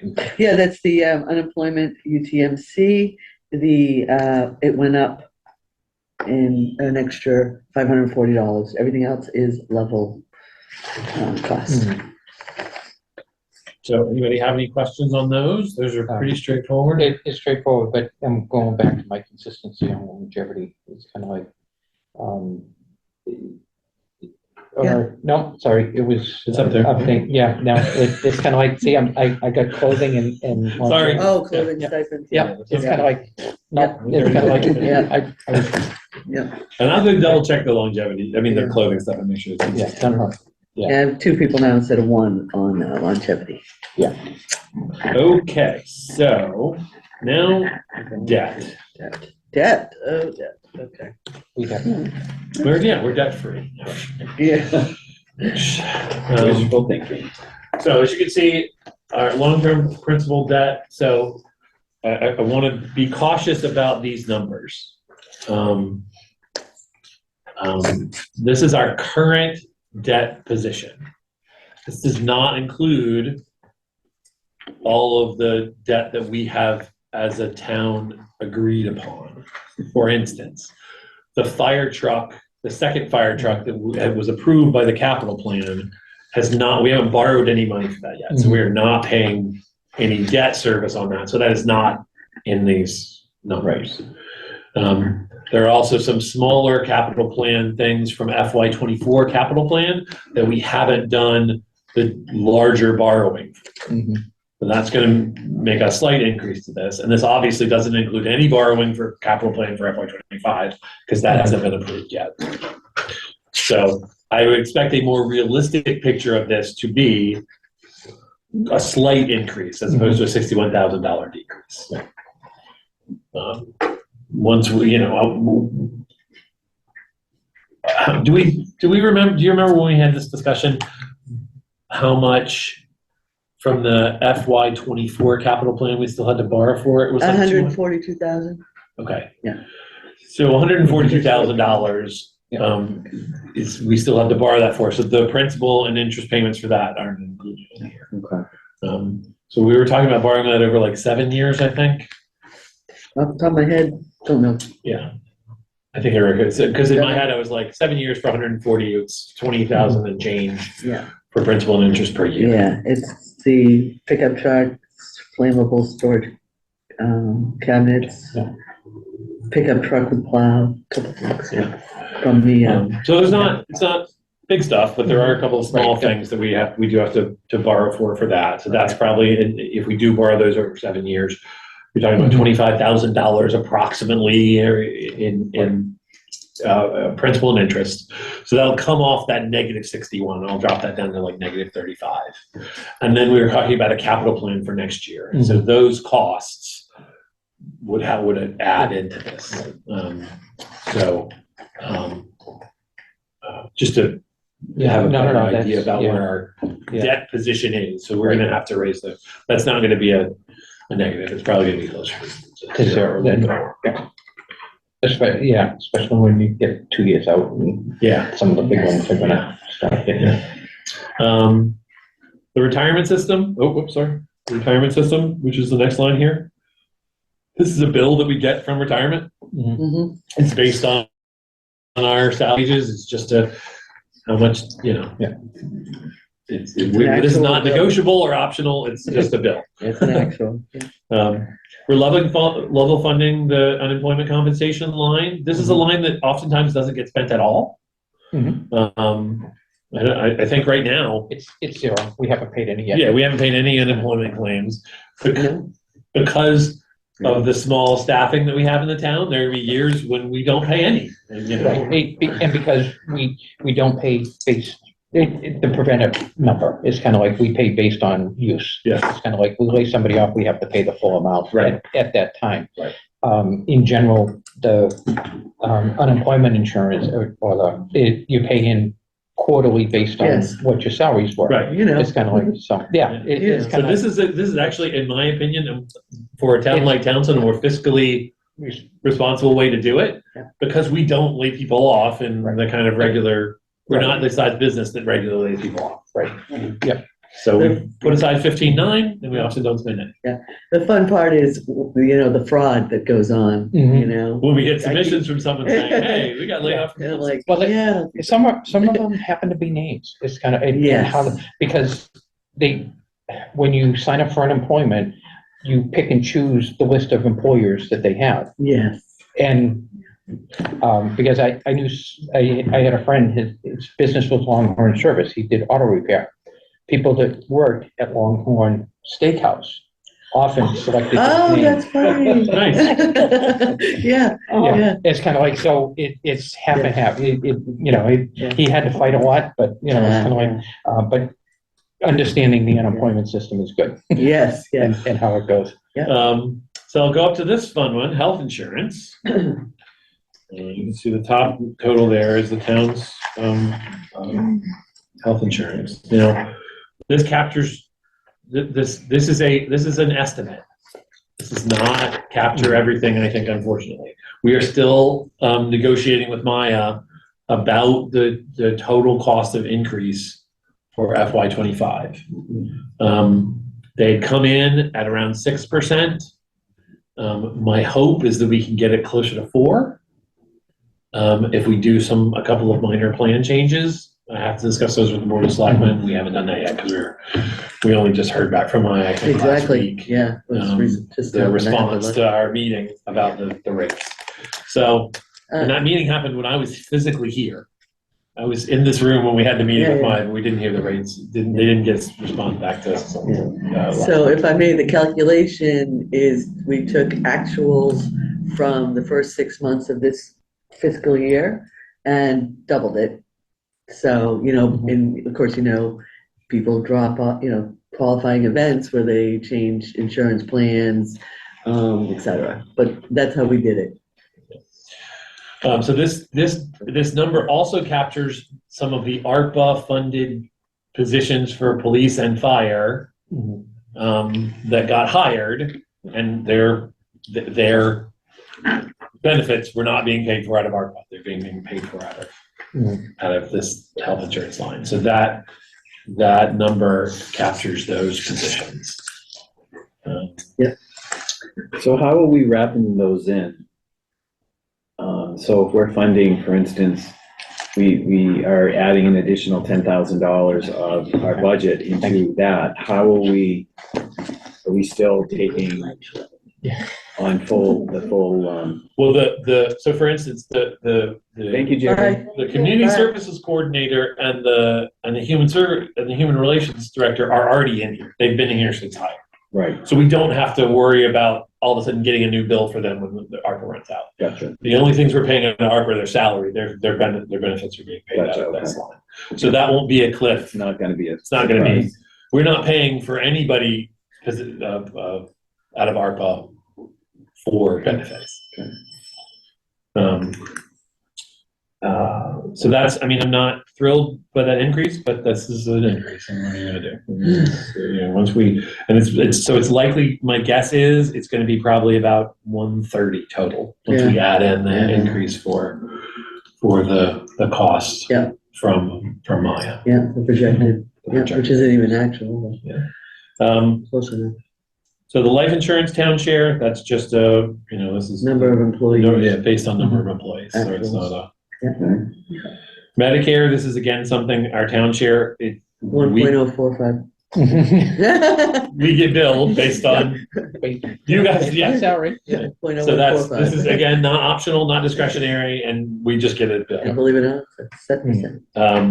As I mentioned to the Board of Selectmen, the number here for general liability insurance is also an estimate. We are still waiting for Jason Farrow, who's the person, and Bruce Heyman were the two people, along with Maya, who had talked about giving us quotes last year. And so we'll see when we get the quotes this year, whether or not they can get us to come in. And I'm hopeful that that's an increase of our actual cost this year, but not a ton. So I'm hopeful we can get some savings because of some state litigation that has been settled. And so that's that. Anybody have any questions? Seems straightforward. Me too. Teresa or Andrea, you have any? Yeah, I'm good. Same thing we saw. Yeah.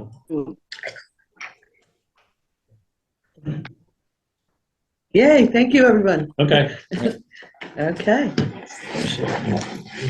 Checks will be in the. Am I? Yeah, Yeah, I'm in charge of payroll too, just by the way. Excise taxes.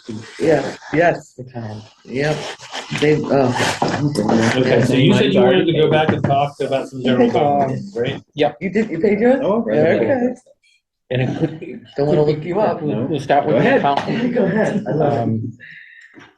Oh, accounting. Oh, I'm sorry. Yeah, well, there's one, it's sort of in general, Well, but, that's fine, right?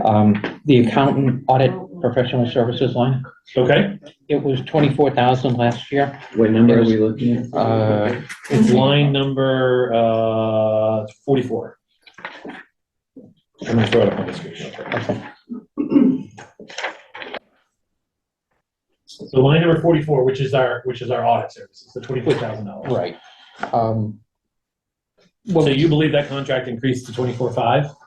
Yeah, Okay. it was Okay. 500 over the year, but that included an additional single audit, but I think we should cover for it. It's kind of like, We you know, talked to Rob about that single audit. We're probably gonna need one next year.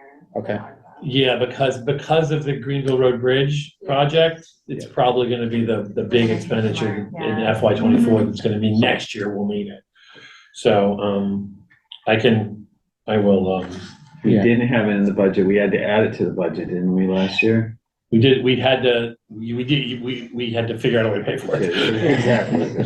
Kind of what I was saying. Yeah, no, there was, their quote was one for the annual audit, and then there was a single audit line at $2,000 each in each of the 3 years. This is the third, this FY '25 will be the third year. Okay. Yes. For this contract, which is for the audit for FY '24. Yes, okay, so I will double check that, and if there needs to be, I agree with you, we should fund for the single audit and make sure that the contract will come out of this office. Yeah. Anything else? Which will be in fiscal year 25. It'll be fiscal year '25. Right. To pay for fiscal year '24. Right. Correct. To make it even more complicated. Well, can we do that? What, do you need a No, single audit this year? No, no, no. Oh, okay, Because that's when that audit's gonna happen. right. Okay. Because, right, so if we're spending the money in this fiscal year, they're gonna audit it next year, The audit. and that's when we have to pay it is next Okay. year. So that's why it needs to be next. No, last year and this year. I'm like, No, no. wait, no, I didn't. No, no, no. No, no, no. They're within the year. We're gonna put it in the year that we actually have to spend it. Yeah, thank you. Okay. That's always, I know, yeah, that's, it's always changed. Yeah. And you had something about the webmaster. yeah, the webmaster, it was listed as a stipend, and I wondered is that changing to an Yes, expense? yeah, so that's, Okay. at the time that this was originally drafted, we were talking about hiring a body. And, in the interim, the board decided to go with a vendor, and so. Oh, I see. So taking it out of personnel and putting it. So that webmaster, which is line number 10. Yeah. We'll take it out of there and we'll put it as line number 23. As a professional services As webmaster. yeah. Okay, As a- I think that's the right way to go. Yeah, no, that's, Sort of. It's not a salary anymore, and it doesn't get into how much you gotta pay for some of the other things. Yeah. If it's a, and I'm gonna do that with the building commissioner's expenses as well. okay, yeah. Is move that to yeah. an expense line as opposed to Mhm. And with that, does it have to be a contracted service at that point because it's above a level or anything? we have a contract with Okay, with so Mr. Garside. okay. We're gonna have to do another level. We're gonna have to do another layer. We're gonna have to procure that again Mhm. because the contract we have him on for is a temporary contract. Okay, yeah. But when we go to hiring for a year, it's gonna be more than 50,000. So we're gonna have to put out a full bid. Yeah. So I'm probably gonna do that. Probably in a week or so. Okay, yeah. Put that out for a full bid. Okay, makes. So, sorry, just. No, it is what it is. Pieces are- But my hope is with that number, Mhm. I think his annual costs are gonna be something around 54,000, something like that. Yeah. And we've budgeted 69, so Right. that'll save us 15 grand Yeah. if he comes in at the budget, at the Right. amount that we were Right. proposing. And again, I mean, I think that gets to if there's demand, if people start submitting a lot of building permits and things. Yeah. Kinda- Any other questions from anyone?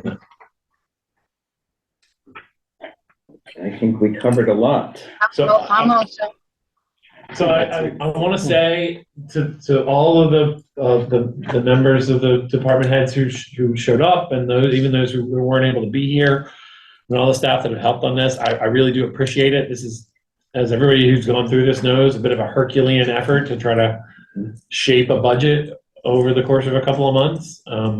We're obviously not done, and there's a lot we still have to work on going forward, but everybody's been really kind of helpful in stepping up, and they really looked at their budget and saw where there needed to be changes, but tried to hold the line where they felt they could.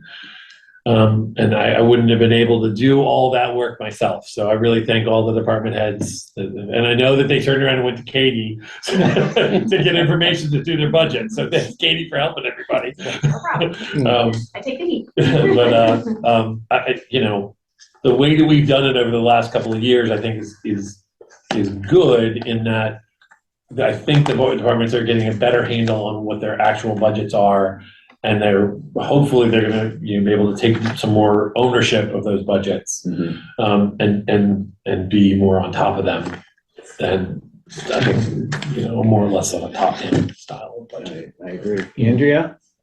I think that one of the really good things this time was the use of Zoom. It made it easier and accessible for everyone. Maybe somebody who couldn't get out like me could easily attend and ask questions and hear what was going on. It really worked out very well, I think.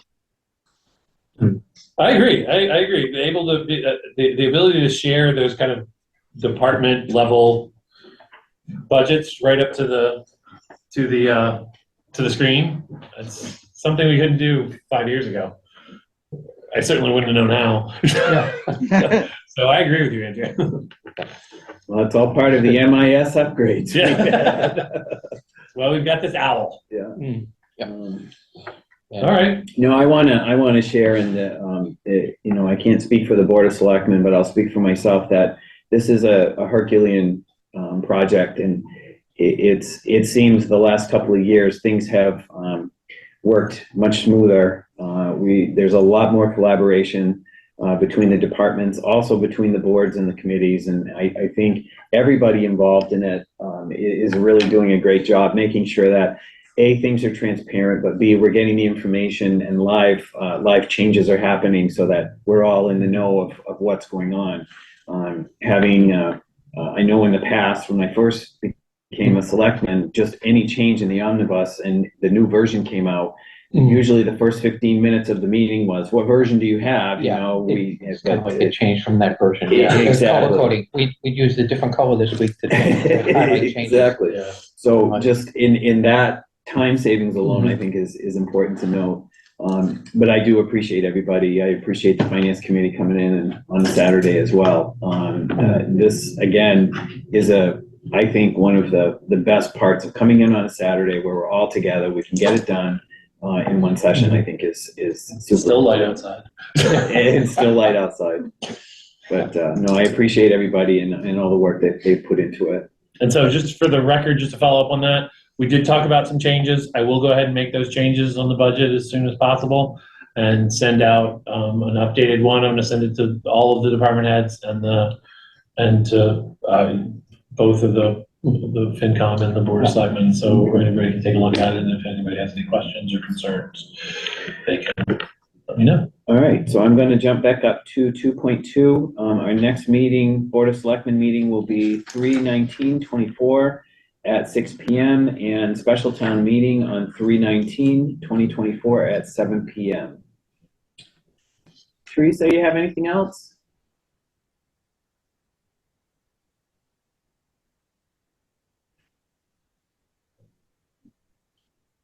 She's triple No, I'm muted good. again. Sorry. Yeah, sorry. I'm having mute problems. I'm good. All right. I'll entertain a motion to adjourn, So moved. and I'll second that. All those in favor? Teresa A. Morse, yes? Chaz Sexton Duranian, yes. Thank you very much, everybody.